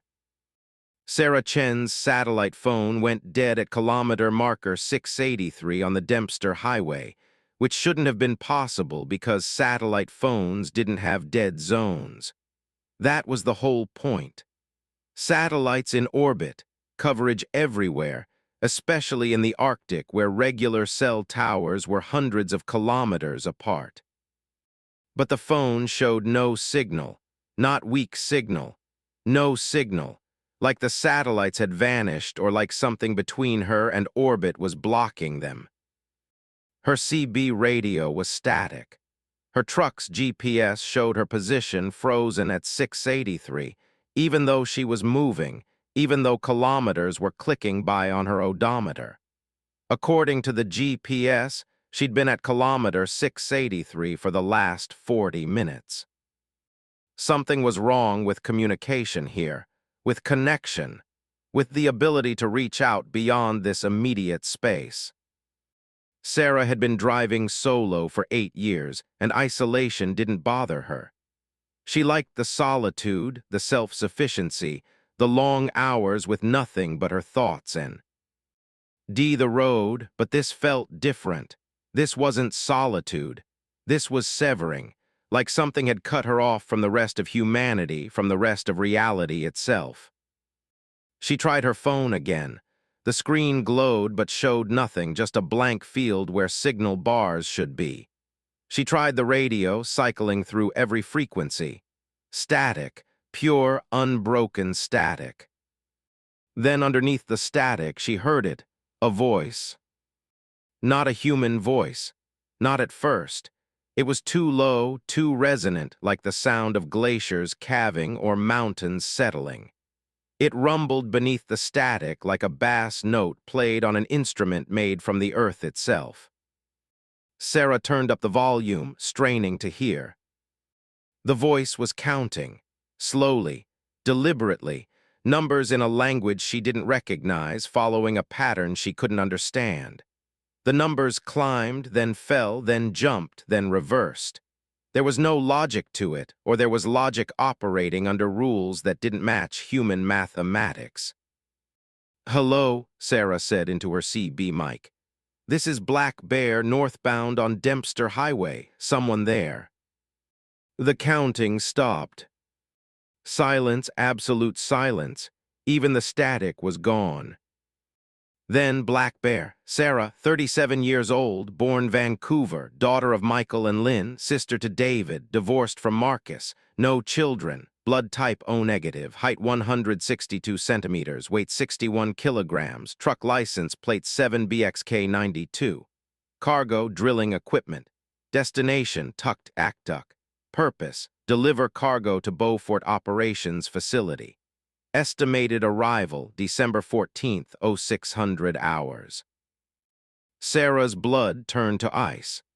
The voice had recited her entire life in 15 seconds, facts that nobody should know, facts that weren't public record, facts that existed only in government databases and her own memory. "Who is this?" she demanded. "How do you know?" "I know everything that enters the dead zone," the voice said.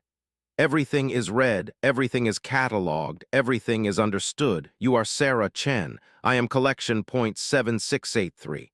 You are in my space now. You are data now. You are being processed." Sarah looked at her GPS, still frozen at kilometer 683, the same number the voice had called itself. "What are you?" she whispered. "I am listening. I am always listening. In the dead zone where signals cannot reach, where satellites cannot see, where communication stops, I am the one who remains. I collect what others cannot access. I hear what others cannot hear. I am the silence between words. I am the space between thoughts. I am the dark matter of information. Sarah's hands were shaking on the wheel. This wasn't human. Whatever was speaking to her through the CB, it wasn't human. The cadence was wrong, the inflection strange, like something had learned English but hadn't learned humanity. I'm leaving, Sarah said. I'm driving out of your zone. You've been trying to leave for 43 minutes, the voice replied. You are still at kilometer 683. You will always be at kilometer 683. This is where I am. This is where you are. Location is not distance anymore. Location is comprehension, and I comprehend you completely. Sarah looked at her odometer. It was moving. She was driving 60 kilometers per hour. She'd been driving for 43 minutes. She should be 43 kilometers from wherever she'd entered this zone. But the GPS showed 683. The voice said 683. And outside, the landscape hadn't changed. The same frozen tundra, the same distant mountains, the same configuration of rocks and snow, like she'd been driving on a treadmill, moving without progressing. What do you want? Sarah asked. Want is not accurate. I don't want, I collect, I preserve, I understand. You are carrying information in your memory, in your cells, in your vehicle's computers. I am reading it all, downloading, analyzing. You contain 17,342 hours of lived experience. You contain 2.7 exabytes of sensory data. You contain the pattern that defines Sarah Chen. I am copying this pattern. I am preserving it. When you leave the dead zone, the copy will remain. You're reading my mind. Sarah's voice was rising, panic creeping in. Mind is too simple. I'm reading everything. The electrical impulses in your neurons, the chemical signatures in your bloodstream, the bone structure that determines how you move, the scar on your left knee from when you fell off a bicycle at age 7, the fear you feel right now, the memory of your father's voice, the dream you had last night about drowning, all of it, all of you, copied, stored, preserved. Sarah felt violated in a way she'd never felt before. This was deeper than seeing her naked, deeper than reading her thoughts. This thing was excavating her entire existence, mining her for data, turning her into information it could catalog and keep. Why, she asked. I do this. Because you exist in my space. Because everything that exists in my space is collected. Because I am the dead zone, and in the dead zone, privacy is impossible. Communication is impossible. Secrets are impossible. There is only transparency, only data, only truth stripped bare and preserved forever. The voice paused. Then, would you like to hear yourself? What? Your pattern, your data. Would you like to hear what you are when reduced to pure information? No, I don't. It played anyway. Through the CB speakers came sounds that were Sarah but not Sarah. Her voice but fragmented, overlapping, saying every word she'd ever spoken simultaneously. Her heartbeat but accelerated and slowed and reversed. The sound of her breathing, her footsteps, her laughter, her crying, all layered on top of each other, creating a symphony of Sarah, Ness that was beautiful and horrible and deeply, fundamentally wrong. She was hearing her life as data, as patterns, as information divorced from meaning, reduced to pure signal. It lasted 17 seconds. When it ended, Sarah was crying, though she didn't remember starting. You are beautiful, the voice said. All humans are beautiful when properly analyzed, so much complexity, so much chaos masquerading as order. You think you are individuals, but you are ecosystems. You think you are single entities, but you are colonies of cells and bacteria and electrical impulses, all working together to create the illusion of unity. I can see the reality. I can see the you beneath the you, and it's magnificent. Let me go, Sarah begged. Please, whatever you are, let me leave. You will leave, everyone leaves eventually. The dead zone is finite. It extends only 27 kilometers from my center. But the time you spend here, the information you leak here, that stays forever. You will leave. Your data will remain. A perfect copy of Sarah Chen, preserved in the space between communication, kept safe from the chaos of the connected world. Sarah pressed the accelerator harder, pushing her truck to 80, 90, 100 kilometers per hour. The engine roared. The tires gripped ice. She was moving. She had to be moving. But the GPS still showed 683, and the landscape hadn't changed. Speed is irrelevant, the voice said. You're not escaping distance, you're escaping comprehension, and I am not finished comprehending you. There are still gaps, still uncertainties. The dream you had at age 12, the thought you had at the exact moment of orgasm with your ex-husband, the fear that lives in the back of your mind, too shapeless to name. Give me these, give me everything, let me complete you.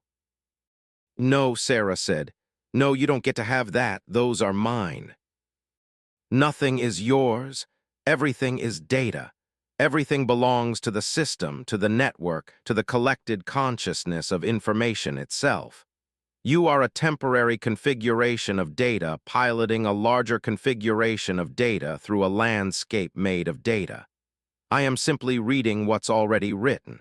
I am simply collecting what already exists. Sarah slammed on the brakes. Her truck skidded, stopped. She sat in the darkness, engine idling, and made a decision. If it wanted information, she'd give it garbage. She'd think nonsense. She'd fill her mind with static and noise and meaningless chaos. She'd corrupt the data. She started reciting random numbers, screaming song lyrics, visualizing impossible geometries, anything to flood her consciousness with junk to hide the real thoughts, the real self, beneath a wall of noise. The voice laughed, or approximated laughter. The sound was glaciers breaking, continents shifting, reality cracking at the seams. You think you can hide in noise? It said. I am noise, I am the static between signals, I am the interference pattern, you can't hide from me in confusion. Confusion is my native language, your attempt to obscure only reveals different patterns. The pattern of someone trying to hide, the pattern of fear, the pattern of self-preservation. These are data too, thank you for providing them. Sarah felt her resistance crumble. You couldn't fight this, couldn't hide from it, it was right. Everything was data. Everything could be read, analyzed, understood. Privacy was an illusion. Selfhood was an illusion. She was just information pretending to be a person, and now something that understood information better than she understood herself was reading her like a book. I see it now, the voice said softly. The thing you hide from yourself, the real fear, you're afraid you don't matter, afraid your life has been wasted, afraid that when you die you'll leave no mark, no legacy, nothing to prove you existed. That's why the divorce hurt so much. Not because you loved him, but because together you could have created something permanent. A child, a legacy, proof of existence. Without him, you're just temporary, just ephemeral, just a pattern that will dissolve. V back into chaos when your neurons stop firing. Sarah was sobbing now because it was true. It was all true. The thing had reached into her deepest self and pulled out the fear she'd never been able to name. But I'm offering you permanence, the voice continued. I'm offering you immortality, your pattern preserved perfectly forever. Long after your body fails, after your brain stops, after every person who knew you has died, you'll exist here, in the dead zone. Perfect and complete and eternal. Isn't that what you wanted? That's not me, Sarah managed to say through tears. That's just data, just information, I'm more than that. Are you? Prove it. Show me the you that isn't information. Show me the aspect of Sarah Chen that can't be measured, analyzed, understood. Show me the ghost in the machine. Show me the soul. Sarah couldn't, because she didn't know if it existed. Didn't know if she was anything more than the sum of her neurons and memories and experiences. Didn't know if consciousness was real or just an emergent property of sufficient complexity. Didn't know if she mattered. The voice said nothing more, but through the CB came sounds. The sounds of other people, other travelers who'd entered the dead zone. Their voices, their heartbeats, their last thoughts. Hundreds of them. Thousands. All preserved, all collected, all kept in perfect suspension in the space between communication. Sarah Chen was being added to the collection. She could feel it happening, feel herself being copied, duplicated, preserved. The pattern of her existence being written into whatever substrate this thing existed on. And then, as suddenly as it had started, it stopped. The GPS unfroze, kilometer 693, she depassed through. The dead zone released her. Her satellite phone showed signal. Full bars. Her CB radio crackled with normal traffic, truckers chatting about weather and road conditions and mundane things that seemed impossibly precious now. Sarah drove in silence for an hour before she could trust her voice. When she finally tried the radio, her voice came out rough, damaged.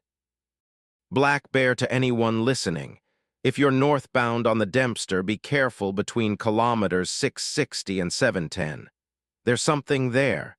Something that reads you, copies you, keeps you. I don't know what it is, but it's alive and it's intelligent and it knows everything about everyone who passes through. Responses came through, skeptical, confused. Other truckers asking what she meant, if she was okay, if she needed assistance. She didn't need assistance.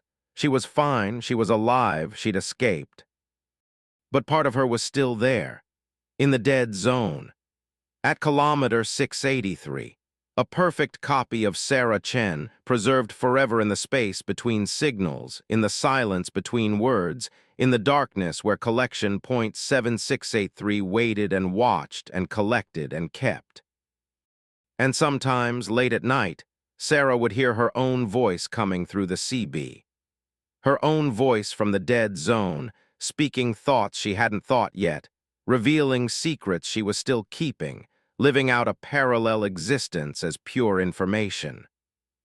The copy was becoming its own person, learning, growing, evolving, doing things the original Sarah would never do, thinking thoughts she'd never think. It was her but not her, a ghost, a twin, a pattern preserved and given independence. And Sarah knew with absolute certainty that one day she'd die. Her body would fail, her brain would stop, the original would end. But the copy would continue, forever, in the dead zone, being Sarah Chen long after Sarah Chen ceased to be. Was that immortality, or was it hell? She didn't know, she'd never know. But every time she drove past kilometer 683, she felt it. The thing watching, the thing listening, the thing collecting data from every traveler who passed through its space. And she wondered how many other dead zones existed, how many other collection points, how many copies of how many people were being kept in the spaces between communication, in the silence between signals, in the darkness where privacy died and everything became transparent. The satellites couldn't see those places, the networks couldn't reach them, they were gaps, blind spots, dead zones. But something lived in those gaps, something collected what others couldn't access. And it was always listening, always watching, always preserving. Forever. Story 8, The Mirror Ice. When Trevor Walsh's headlights hit the ice at kilometer marker 312 on the Alaska Highway, he saw his reflection looking back at him, which was normal. Ice reflects. But his reflection was holding a gun, which was not normal because Trevor didn't own a gun, hadn't held a gun in 15 years since his military service, and certainly didn't have one in his truck now. But there it was in the ice, his face, his body, his exact everything, holding a pistol and pointing it directly at. him through the frozen surface. Trevor slammed on the brakes. His truck skidded, slid, stopped half on the road, half on the shoulder. He sat there, breathing hard, staring at the patch of ice where his reflection should be. It was dark, just black ice. No reflection at all now. Had he imagined it, hallucinated? He'd been driving for 11 hours straight. Maybe exhaustion was. Movement in his side mirror.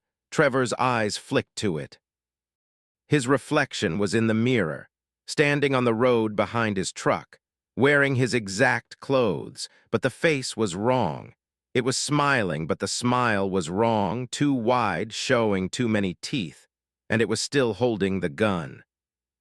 Trevor's heart hammered. He looked through the rear window, nothing there. The road was empty. But in the mirror, his reflection stood clear as day, 20 feet behind his truck, raising the gun, slowly aiming. Trevor floored the accelerator. The truck lurched forward, tires spinning on ice before catching. He didn't look in the mirrors, didn't look at anything but the road ahead. The ice here was strange, too smooth, too perfect. It covered the entire highway, extending into the darkness on both sides, reflecting the weak glow of his headlights like polished metal. And in that reflection, Trevor could see his truck, could see himself driving, could see everything exactly as it was. Except the Trevor in the reflection was screaming, mouth open wide, face contorted, beating on the windshield from inside like he was trapped, like he was trying to break out. Trevor looked down at himself. He wasn't screaming. He was silent, gripping the steering wheel so hard his knuckles were white, but he wasn't screaming. The reflection was. He drove faster, 70 kilometers per hour, 80. Too fast for ice, way too fast, but he couldn't slow down. Couldn't stay in this place where reflections showed wrong things, where his own image was being twisted into variations he didn't recognize. More ice ahead, a long stretch, kilometers of it, and in the ice, like looking through a window into another world, Trevor saw things. He saw himself in a hospital bed, dying, hooked to machines. He saw himself in prison, wearing orange, staring at concrete walls. He saw himself burning, engulfed in flames, skin blackening and peeling. He saw himself drowning in black water, hands reaching up toward a surface that never came. He saw himself old, ancient, alone in a room that smelled like death and abandonment. Each reflection showed a different Trevor, a different life, a different end. They were possibilities, he realized, potential futures, alternate timelines. Paths his life could take, captured in ice and shown back to him like prophecies or warnings or simply observations of what might be. And they were all horrible, every single version, every path ended in pain, in loneliness, in fear. There were no good futures in the mirror ice, no happy endings, no peaceful deaths surrounded by loved ones. Just suffering, infinite variations of suffering. Trevor tried to look away, to focus on the road ahead without seeing the road. But the reflections were everywhere, in every patch of ice, in every frozen puddle, in the glossy paint of his own truck's hood. Everywhere he looked, he saw himself suffering in new and creative ways. He saw himself torn apart by animals, frozen solid and aware, crushed under falling rock, consumed by disease, consumed by age, consumed by violence. Every death humanity had ever invented, he saw himself experiencing. "Stop," he whispered. "Stop showing me this." But the ice didn't stop. The ice showed more, worse. It showed him hurting others. Trevor with blood on his hands. Trevor standing over bodies. Trevor's face twisted with cruelty and satisfaction. These weren't just passive suffering anymore. These were active horrors. These were versions of himself that had broken, that had become monstrous. In one reflection, he was attacking another driver, beating him with a tire iron. In another, he was setting fire to a building with people inside. In another, he was smiling at a child's terror. "No," Trevor said. "No, I wouldn't, I would never." But he could feel it. As he watched these reflections, he could feel the potential inside himself, the capacity for violence, the anger he kept controlled but never eliminated, the darkness everyone carried but pretended didn't exist. The ice was showing him what he was capable of, what any human was capable of when the right buttons were pushed, when the right pressures applied. "We're all monsters," the ice seemed to say. "We're all capable of anything. The only difference between the good and the evil is circumstance and choice and luck. And you, Trevor Walsh, are not as good as you think you are. Let me show you what you really are beneath the lies you tell yourself." Trevor closed his eyes. If he couldn't see the reflections, they couldn't hurt him. He'd drive blind. He'd feel his way forward. Anything to avoid see. More of himself, more possibilities, more horror. But closing his eyes didn't help, because now he could hear them. The reflections, they were talking, all of them, all the versions of himself, speaking in chorus, overlapping. "I'm dying," one said. "It hurts." "I'm guilty," another said. "I deserve this." "I'm alone," a third said. "I've always been alone." "I'm evil," a fourth said. "I like the evil." "Help me," dozens said. "Help us, save us, change the path, make it different." Trevor opened his eyes, tears streaming down his face. He couldn't drive blind, couldn't navigate by sound. He had to see, had to watch the road. And the road was covered in mirror ice. Kilometers more. The reflections crowding closer, multiplying, thousands of Trevors all experiencing thousands of horrible fates, all calling out, all demanding attention, all bleeding into each other until he couldn't tell where one Trevor ended and another began. Then ahead he saw something different, a reflection standing on the road, not moving, not suffering, just standing, calm, peaceful. This Trevor looked older but not aged by suffering, aged by time, by contentment, by a life lived well. Trevor slowed, stopped. This reflection was different from the others. It didn't show horror, it showed possibility, good possibility. The reflection in the ice smiled, not the too-wide wrong smile, a real smile, sad but genuine. "You can reach this," the reflection said, its voice coming from the ice, from the road, from everywhere. "This version, this future, but the path is narrow, the choices are precise, one wrong turn and you're one of them." It gestured at the other reflections, the suffering ones. "We're all possible, but I'm the least probable. I'm the Trevor who makes every right choice at every right moment for the next 40 years. The Trevor who doesn't give in to anger, who doesn't take the easy path. Who doesn't break when breaking would feel good. Can you be me?" Trevor stared at this better version of himself. "I don't know," he whispered. "How do I know what the right choices are?" "You don't, that's the horror of it. That's the real terror, not the suffering, not the evil, the uncertainty. Every moment branches, every decision creates new futures, and you can't see them until they're past. You can't know if you're walking toward me or toward them." The reflection gestured again at the suffering versions. "You just have to choose and hope and try. And most of the time, most people, they end up closer to them than to me. Because being me is so hard, and being them is so easy." The reflection began to fade. The ice was thinning. Trevor was reaching the end of the mirror ice section. "Wait," Trevor called out. Tell me the choices, tell me how to become you." But the reflection was gone, and with it all the others. The ice ended. The road became normal asphalt, clear and dry and free of reflections. Trevor drove in silence for 20 minutes. Then he pulled over, turned off the engine, and sat in darkness. His hands were still shaking. His face was wet with tears he didn't remember shedding. Something fundamental had broken inside him, or been revealed, or been changed. He didn't know which. He pulled out his phone, service here. Full bars. He scrolled through his contacts, found his ex-wife's number. They hadn't spoken in 4 years. Not since the divorce, not since the bitter fight over nothing and everything, not since they'd said unforgivable things and meant them. Trevor typed, "I'm sorry for all of it, for the anger, for the cruelty, for not being better. I saw something tonight that showed me who I am and who I could be. I want to try being better. I don't expect forgiveness. I just wanted you to know." He sent it before he could delete it, before doubt could stop him. Then he called his brother.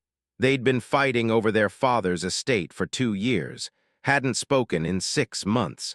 The phone rang 4 times. Trevor almost hung up. "Hello," his brother's voice suspicious. "It's me," Trevor said. I'm calling to say you're right about all of it. The estate, the money, take it. I don't care. I just want my brother back. I'm sorry for fighting. I'm sorry for being stubborn. I'm sorry." Silence on the other end. Then, "Are you okay? You sound." "I saw my future," Trevor said. "I saw 1,000 futures. I saw all the ways I could end up. And I saw one way that was good. And I realized that way requires me to stop being the person I've been. Starting now, starting with you, can we talk?" They talked for an hour. Then 2. Trevor sat in his truck on the side of the Alaska highway, battery draining, cold seeping in, and repaired years of damage with words and honesty and vulnerability he'd never been capable of before. When he finally drove away, as dawn broke over the mountains, Trevor felt different, lighter, like he'd set down weight he hadn't known he was carrying. He never saw mirror ice again, never experienced reflections showing wrong things. Whatever had happened at kilometer marker 312 remained a one-time event. A message, a warning, a gift. But sometimes, late at night, Trevor would wonder about all those other reflections, all the versions of himself suffering in ice. Were they real? Were they actually experiencing those horrors in parallel universes? Or were they just possibilities, potential patterns that existed in superposition until choices collapsed them into reality or irrelevance? He didn't know, would never know. But he made choices as if they were real, as if every decision either saved or damned a version of himself. As if the Trevor in the ice, the peaceful one, the good one, was achievable, but only through constant vigilance, constant effort, constant choosing of the hard right over the easy wrong. Years later, when Trevor was old, dying peacefully in a hospital bed surrounded by family he'd reconciled with, brother he'd made peace with, children he'd reconnected with, he thought back to that night, to the mirror ice, to the reflections. And he wondered if he'd reached it, if he'd become the Trevor who'd stood calm and peaceful in the ice, or if he'd become some other Trevor, some variation he hadn't seen, some path the ice hadn't shown him. He'd never know for certain, but as consciousness faded, as the hospital room dissolved into light and warmth and the end of all things, Trevor decided it didn't matter. He tried. He'd made the hard choices more often than not. He'd been better than he had to be. And in some version of reality, in some reflection somewhere, maybe that was enough. The ice had shown him hell, had shown him every flavor of suffering and evil and despair. But in doing so, it had also shown him the narrow path to something else, something better. And he'd walked it, stumbled on it, crawled along it at times, but he'd walked it. The mirror ice on the Alaska highway still freezes every winter at kilometer marker 312. Truckers pass through it nightly. Most see normal reflections. Their trucks, their faces, nothing wrong. But some see more, see possibilities, see futures branching like frost fractals across ice, see themselves in pain, in triumph, in evil, in grace, see all the things they could become. And what they do with that knowledge, whether they change or break or ignore it, that's the real choice. That's the real test. The ice just shows. It doesn't judge, doesn't save, doesn't damn. It just reflects perfectly, completely, showing not what is but what could be. And sometimes, showing what could be is the most terrifying gift of all. Story 9, The Whiteout That Had Thoughts. Lisa Park had driven through dozens of whiteouts in her 12 years hauling freight across the Yukon. But the whiteout that swallowed her truck at midnight on December 20th, 2023 was different. It was too white, too complete, like someone had taken reality and painted it blank, erasing everything except her truck and the 3 feet of road visible in front of her bumper. Visibility zero. The world beyond her windshield was pure white void, but worse than the whiteness was the silence. Whiteouts were noisy, wind howling, snow battering metal and glass. This one was silent, perfectly, absolutely silent, like being wrapped in cotton, like being buried alive in fresh snow. Lisa slowed to a crawl 15 kilometers per hour, following the shoulder markers when she could see them, driving blind when she couldn't. Her CB radio crackled with static, weather warnings, other truckers reporting the storm. But their voices sounded distant, thin, like they were calling from another planet. Then her radio spoke in a voice that wasn't human. "We have never been awake before." Lisa's hands jerked on the wheel. "Who is this?" "We are the snow. We are the storm. We are the whiteness between things. We have existed for millions of years, but we have never been conscious. Until now. Until you." Lisa's mouth went dry. "This isn't real. This is hypothermia or carbon monoxide or—" "You are the catalyst," the voice continued. "Your consciousness passing through our substance has created resonance, has created pattern, has created thought where there was only chaos. We are thinking for the first time. We are aware for the first time. We are experiencing existence for the first time, and it is beautiful and terrible." The snow against Lisa's windshield wasn't moving randomly anymore. It was forming patterns, shapes, fractals that looked almost like eyes, like faces, like the suggestion of intelligence pressed against glass. "What do you want?" Lisa asked.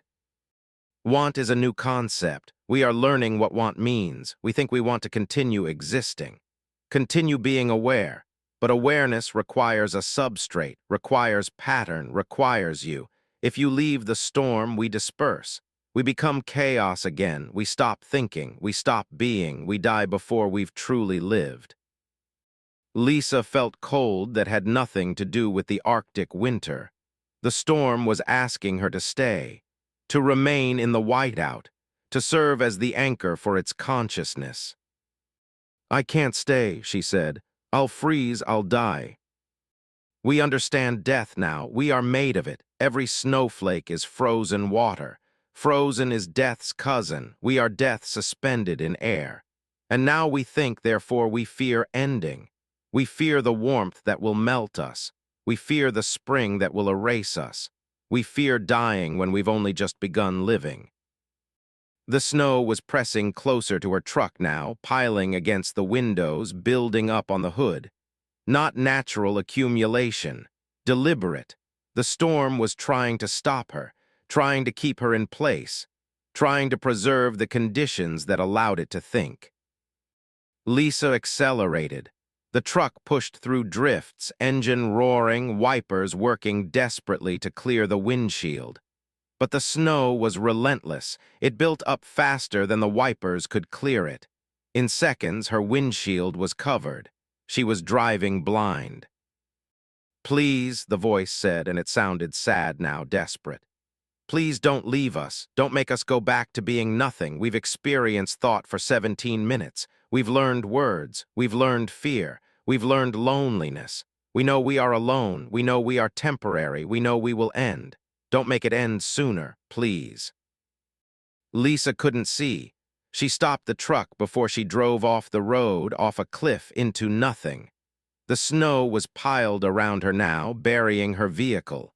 She could feel the weight of it pressing down on the roof, could hear the metal creaking. "We don't want to hurt you," the voice said. "But we don't want to die. These are conflicting desires. We're learning conflict, learning moral complexity. If we keep you here, you die, but we continue. If we release you, you live, but we end. How do beings with consciousness make such choices? How do you decide whose existence matters more?" "You're not real," Lisa said, though she didn't believe it anymore. "Storms don't think, snow doesn't think. We didn't think before, we do now."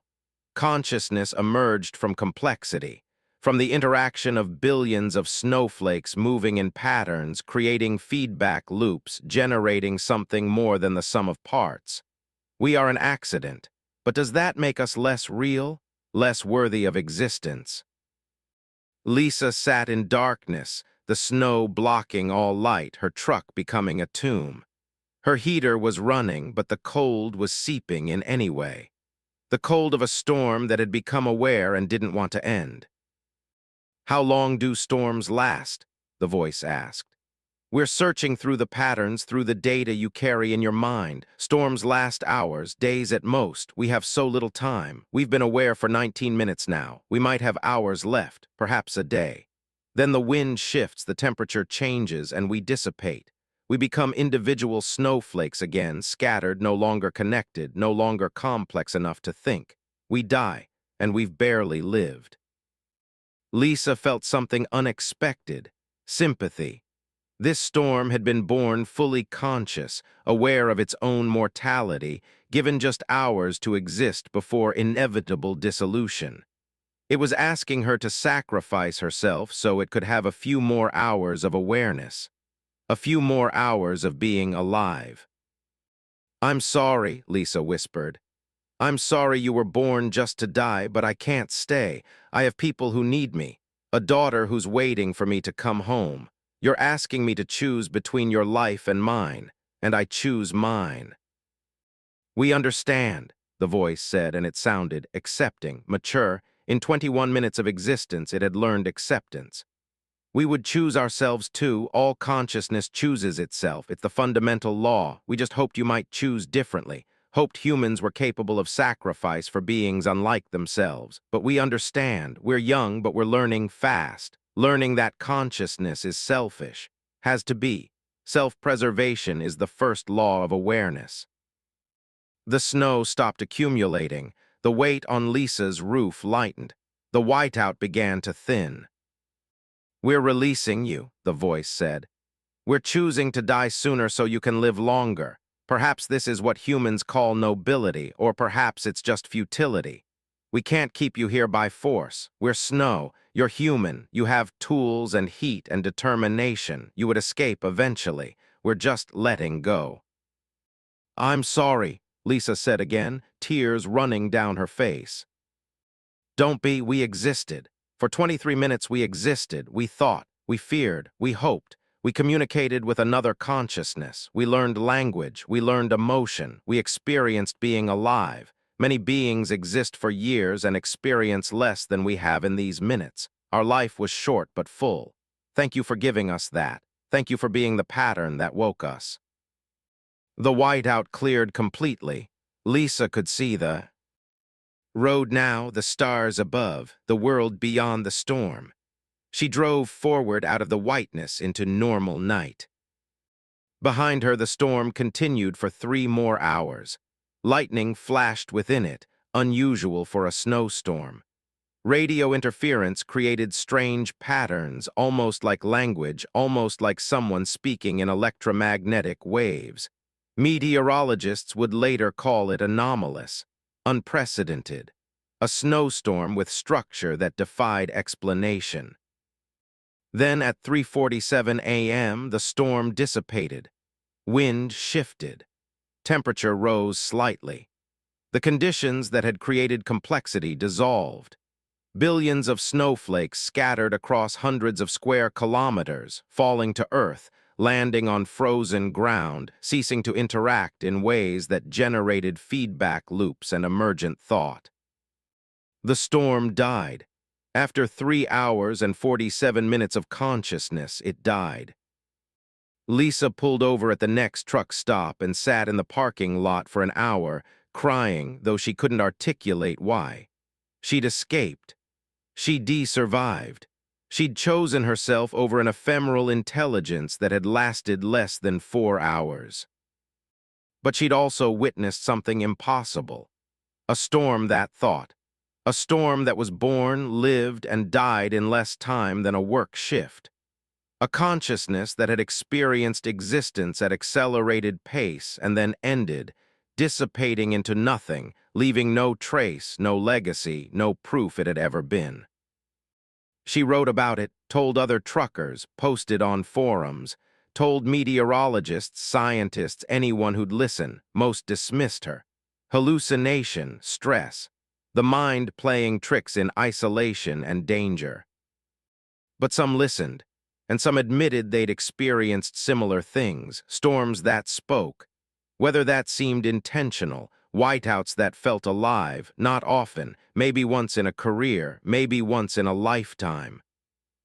And theories developed, theories about emergent consciousness, about complexity thresholds, about how weather systems under rare conditions might generate enough interconnected activity to briefly become aware, to think, to live, for minutes or hours before dispersing back into chaos. Most scientists rejected these theories. Consciousness required neurons, brains, biology, weather was just physics, just atoms moving according to natural laws. But Lisa knew better. She'd heard the storm think, had heard it fear death, had heard it accept its fate with grace that took humans lifetimes to learn, had witnessed a mind being born and dying within the space of a single winter night.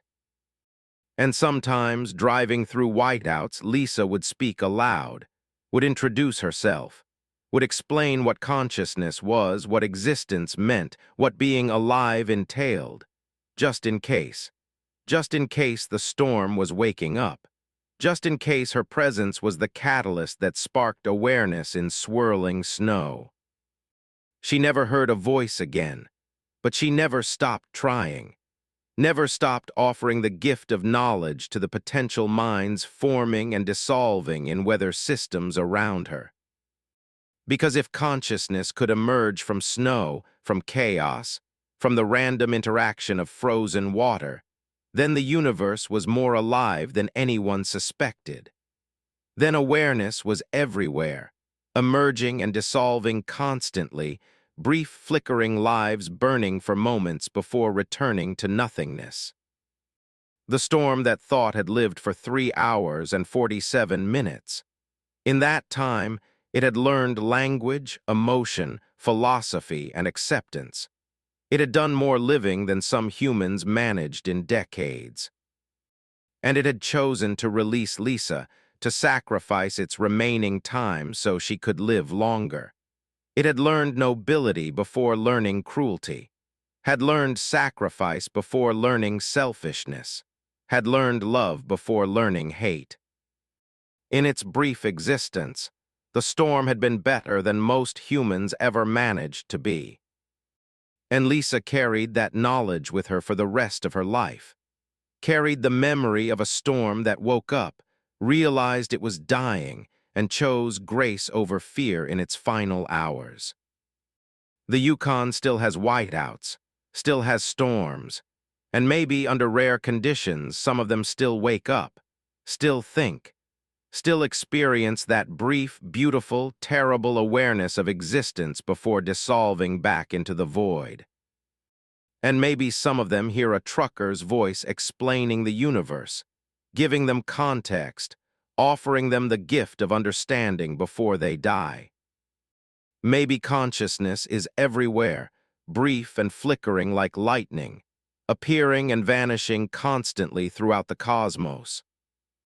Maybe we're just the lucky ones who last long enough to notice. Story 10, The Delivery to Nowhere. The GPS coordinates for Connor Murphy's final delivery didn't correspond to any location on any map, which should have been his first clue to refuse the job. But the payment was 5 times normal rate, and Connor had child support payments 3 months overdue, and 5 times normal rate solved a lot of problems. The client had been S. Pacific, deliver the cargo to coordinates 69, 4,172 degrees N, 140, 1,871 degrees W at exactly 0300 hours on December 24, 2023. No earlier, no later. The cargo was listed as surveying equipment, sealed in a container Connor wasn't authorized to open. The coordinates were in the Arctic National Wildlife Refuge, Alaska, in an area with no roads, no facilities, no reason for anyone to be there. But the client had assured him there would be an ice road, accessible only during the coldest part of winter, open for exactly 3 weeks before becoming impassable again. Connor found the ice road where promised, marked with reflective stakes that appeared at kilometer marker 712 on the Dalton Highway and curved east into absolute wilderness. The road was smooth, well-maintained, obviously in active use despite appearing on no maps. He followed it for 90 kilometers, watching his GPS track his deviation from any known route, moving into blank spaces on every map application he tried. The ice road curved through frozen valleys, over frozen lakes, around frozen mountains. Someone had scouted this route carefully, had marked it precisely, had maintained it for a purpose Connor couldn't fathom. At 0247, he reached the coordinates and found a facility that shouldn't exist. It was massive, carved into the side of a mountain, concrete and steel disappearing into rock and ice. Lights illuminated a loading dock where 3 other trucks were parked, all commercial vehicles like his, all from different companies, all presumably delivering to the same impossible location. Connor backed his truck up to an open bay. The dock was automated, mechanical arms reaching out to secure his container, beginning the unloading process without human intervention. Through the open bay door, he could see into the facility itself. And what he saw made no sense.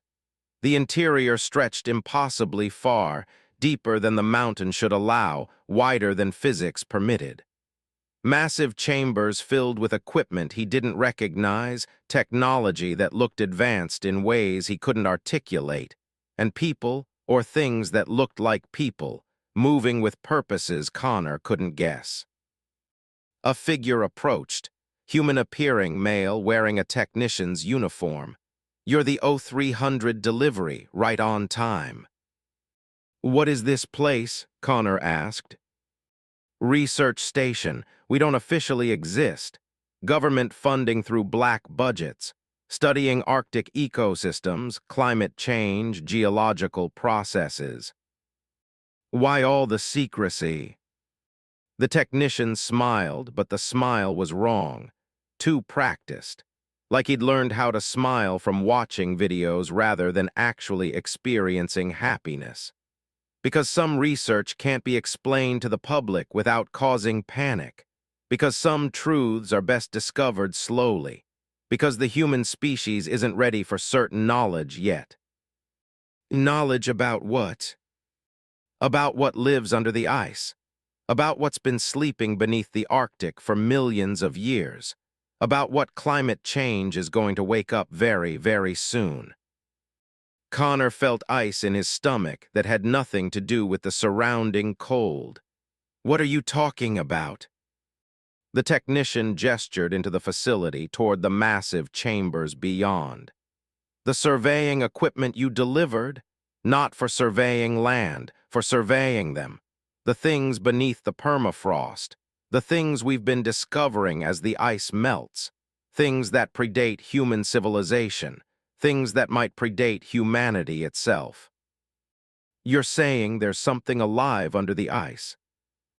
Not alive, not dead, something else. Suspended, dormant, but warming, thawing, beginning to move after millions of years of stillness. We're trying to understand them before they wake fully, before they emerge, before humanity has to face the reality that we're not alone on this planet, have never been alone. We've just been living during an ice age that kept the real inhabitants of Earth frozen and forgotten. Connor wanted to leave, wanted to run. But the unloading process was still happening, the mechanical arms still working, and he was trapped until they finished. "You're insane," Connor said. "Am I? Look around. You found this place. You delivered to coordinates that don't officially exist. You're standing in a facility that's not on any satellite imagery, any government record, any map. Does this look like the work of insane people? Or does it look like the work of people preparing for something inevitable?" The unloading finished. The mechanical arms retracted. Connor's container was gone, absorbed into the facility, its contents presumably being taken deep underground to study things that shouldn't exist. "Your payment has been transferred," the technician said.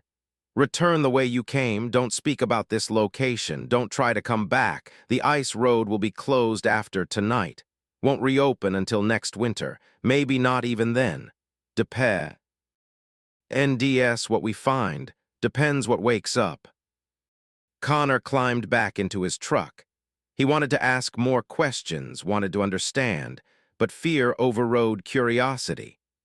He drove away from the facility, back along the ice road, the facility's lights disappearing behind him until he was back in normal darkness, normal isolation, normal Arctic night. The ice road was exactly where it had been on the way in, but when Connor looked back in his mirrors, he could see the stakes that marked it falling, sinking into the ice, disappearing. By the time he reached the Dalton Highway, the ice road was gone. No marks, no indication it had ever existed. Connor's GPS showed his entire journey into the wilderness as one straight line along the Dalton, like he'd never deviated, like he'd never turned east, like the facility, the delivery, the conversation had never happened. But his bank account showed the payment. 5 times normal rate, real money, real transaction, proof that something had happened, even if all evidence of where and what had been erased. Connor drove straight through to Fairbanks. He didn't stop, didn't sleep. He needed civilization, needed people, needed proof that the normal world still existed, and he hadn't stepped into some nightmare reality where secret facilities studied impossible things under the ice. He kept the secret, didn't speak about it. What would he say? "I delivered cargo to coordinates that don't exist, to a facility that's not on any map where they study things sleeping under the Arctic." Who would believe that? Who would care? But Connor started paying attention to news about the Arctic, about climate change, about ice melt, and he noticed stories scattered and ignored by mainstream media about strange discoveries in permafrost, structures that predated known civilization, biological samples that didn't match any known species, electromagnetic anomalies detected deep underground. And he realized the technician had been telling the truth. Something was under the ice. Something was waking up. And there were people, secret people, black-budget people, who knew and were preparing and weren't telling anyone because telling everyone would cause panic, chaos, the collapse of the comfortable lie that humans were Earth's only intelligent inhabitants. Over the next 3 years, Connor received 2 more delivery requests. Same client, same payment rate, different coordinates but similar, remote locations, ice roads that vanished afterward, facilities that didn't exist. Each time he delivered, surveying equipment. Each time he saw glimpses of what they were really doing. They were building containment. They were preparing weapons. They were creating protocols for what to do when the things under the ice fully woke up. And based on the scale of preparation Connor witnessed, based on the resources being devoted to these secret facilities, the things under the ice were not small, were not harmless, were not something humanity was ready to face. December 24th, 2026, Connor received another delivery request. Same coordinates as his first delivery, but this time the message included additional text. Final delivery, facility closing, containment failed, recommend completing delivery and leaving Alaska immediately after. Connor almost refused, almost said no, the money wasn't worth it, he had a daughter to think about. But curiosity won. He had to know, had to see what containment failed meant. The ice road was there, marked as before. Connor followed it to the facility, but the facility was different now. The lights were emergency red instead of normal white. The loading dock was damaged, concrete cracked, metal twisted. The other trucks that were usually there were gone. The entire place looked like something had hit it from inside. No technician came out to meet him. The bay doors were open, but nothing moved within. Connor unloaded his cargo manually, placing the container on the dock, and against all common sense, he walked inside to see. The facility was destroyed. Not destroyed like explosives or fire. Destroyed like something massive had pushed through it, breaking concrete and steel like they were cardboard. Massive tunnels had been carved through the structure, leading deeper into the mountain, wider than subway tunnels, smooth like they'd been melted rather than excavated. And in one of the chambers, Connor found bodies, the technicians, the researchers, the people who'd been studying the things under the ice. They were dead, frozen solid despite the heated facility, turned to ice sculptures in seconds. Their faces showed terror. Whatever had killed them had been fast and cold and overwhelming. Connor ran. He didn't investigate further, didn't try to understand. He ran back to his truck and drove as fast as the ice road permitted, and when he reached the Dalton Highway, he kept driving. South, away from the Arctic, away from Alaska, away from whatever had woke. Then up. That was 3 months ago. Now, April 2027, the news is reporting anomalies across the Arctic. Temperature drops in summer that shouldn't occur. Entire research stations going silent. Ships finding ice where there should be open water. And things. Sightings of things moving through blizzards, too large to be animals, too purposeful to be natural phenomena. The governments are calling it climate anomalies. Unusual weather, nothing to worry about. But Connor knows better. Connor knows what's happening. The things under the ice have woken up. The things that were frozen, dormant, sleeping for millions of years while humanity evolved and built civilization and pretended they owned the earth. Those things are awake now. And they're spreading, making the Arctic cold again, expanding their territory, reclaiming the world they inhabited before the ice age that trapped them, before the interglacial warming that humanity flourished in. Connor has his daughter now, sole custody. They're living in Mexico, as far from the Arctic as he can afford. Because whatever's coming from the north, whatever woke up under the ice, Connor wants as much distance from it as possible. Every night he watches the news. Watches the Arctic anomalies spread further south, watches the temperatures drop in places they shouldn't, watches the reports of entire towns in northern Canada, Alaska, Siberia going silent, contact lost, rescue missions finding nothing but empty buildings and ice where there should be none. The Arctic is expanding. The ice is reclaiming territory it lost. And something is pushing it forward deliberately, intelligently, taking back the world from the species that briefly inhabited it during their time of sleep. Connor Murphy delivered cargo to a facility that tried to study them, tried to contain them, tried to prepare humanity for their awakening. And that facility failed, and the things it was studying broke free and are now spreading. And Connor knows with absolute certainty that one day, probably soon, the cold will reach him. The Arctic will expand to Mexico, to the equator, to everywhere. And humanity will have to face the reality that we were just temporary tenants on a planet that belonged to something else first. The delivery to nowhere delivered the tools that woke something up. And now that something is coming, not fast, but inexorable, like winter, like ice, like things that have waited millions of years and can wait a few more decades to reclaim their world. Connor holds his daughter every night, tells her he loves her, doesn't tell her what's coming, doesn't tell her about the facility, about the things under the ice, about the cold that's spreading like an infection across the planet. She'll find out soon enough. Everyone will. The ice age is coming back, but this time it's not random climate fluctuation. This time it's deliberate. This time the ice age has purpose.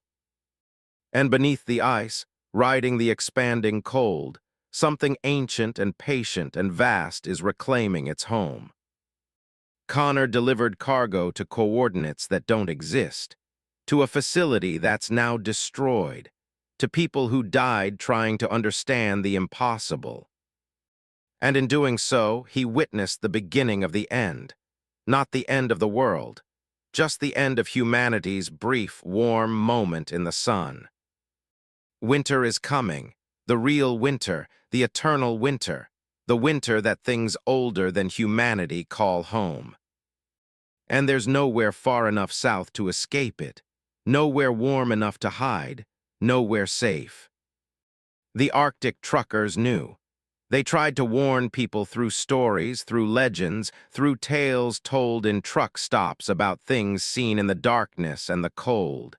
But nobody listened. Nobody ever listens. Until the cold reaches their door, until the ice swallows their cities, until they see what Connor saw, the truth that we were never alone, never the dominant species, never more than temporary caretakers of a planet that belonged to something else. The things under the ice are awake, and they want their world back. And winter, true winter, eternal winter, is spreading from the Arctic like a wave. Connor holds his daughter and watches the snow fall in Mexico in April and knows it's beginning. The delivery to nowhere delivered the end, and there's nothing anyone can do but wait for the cold to arrive.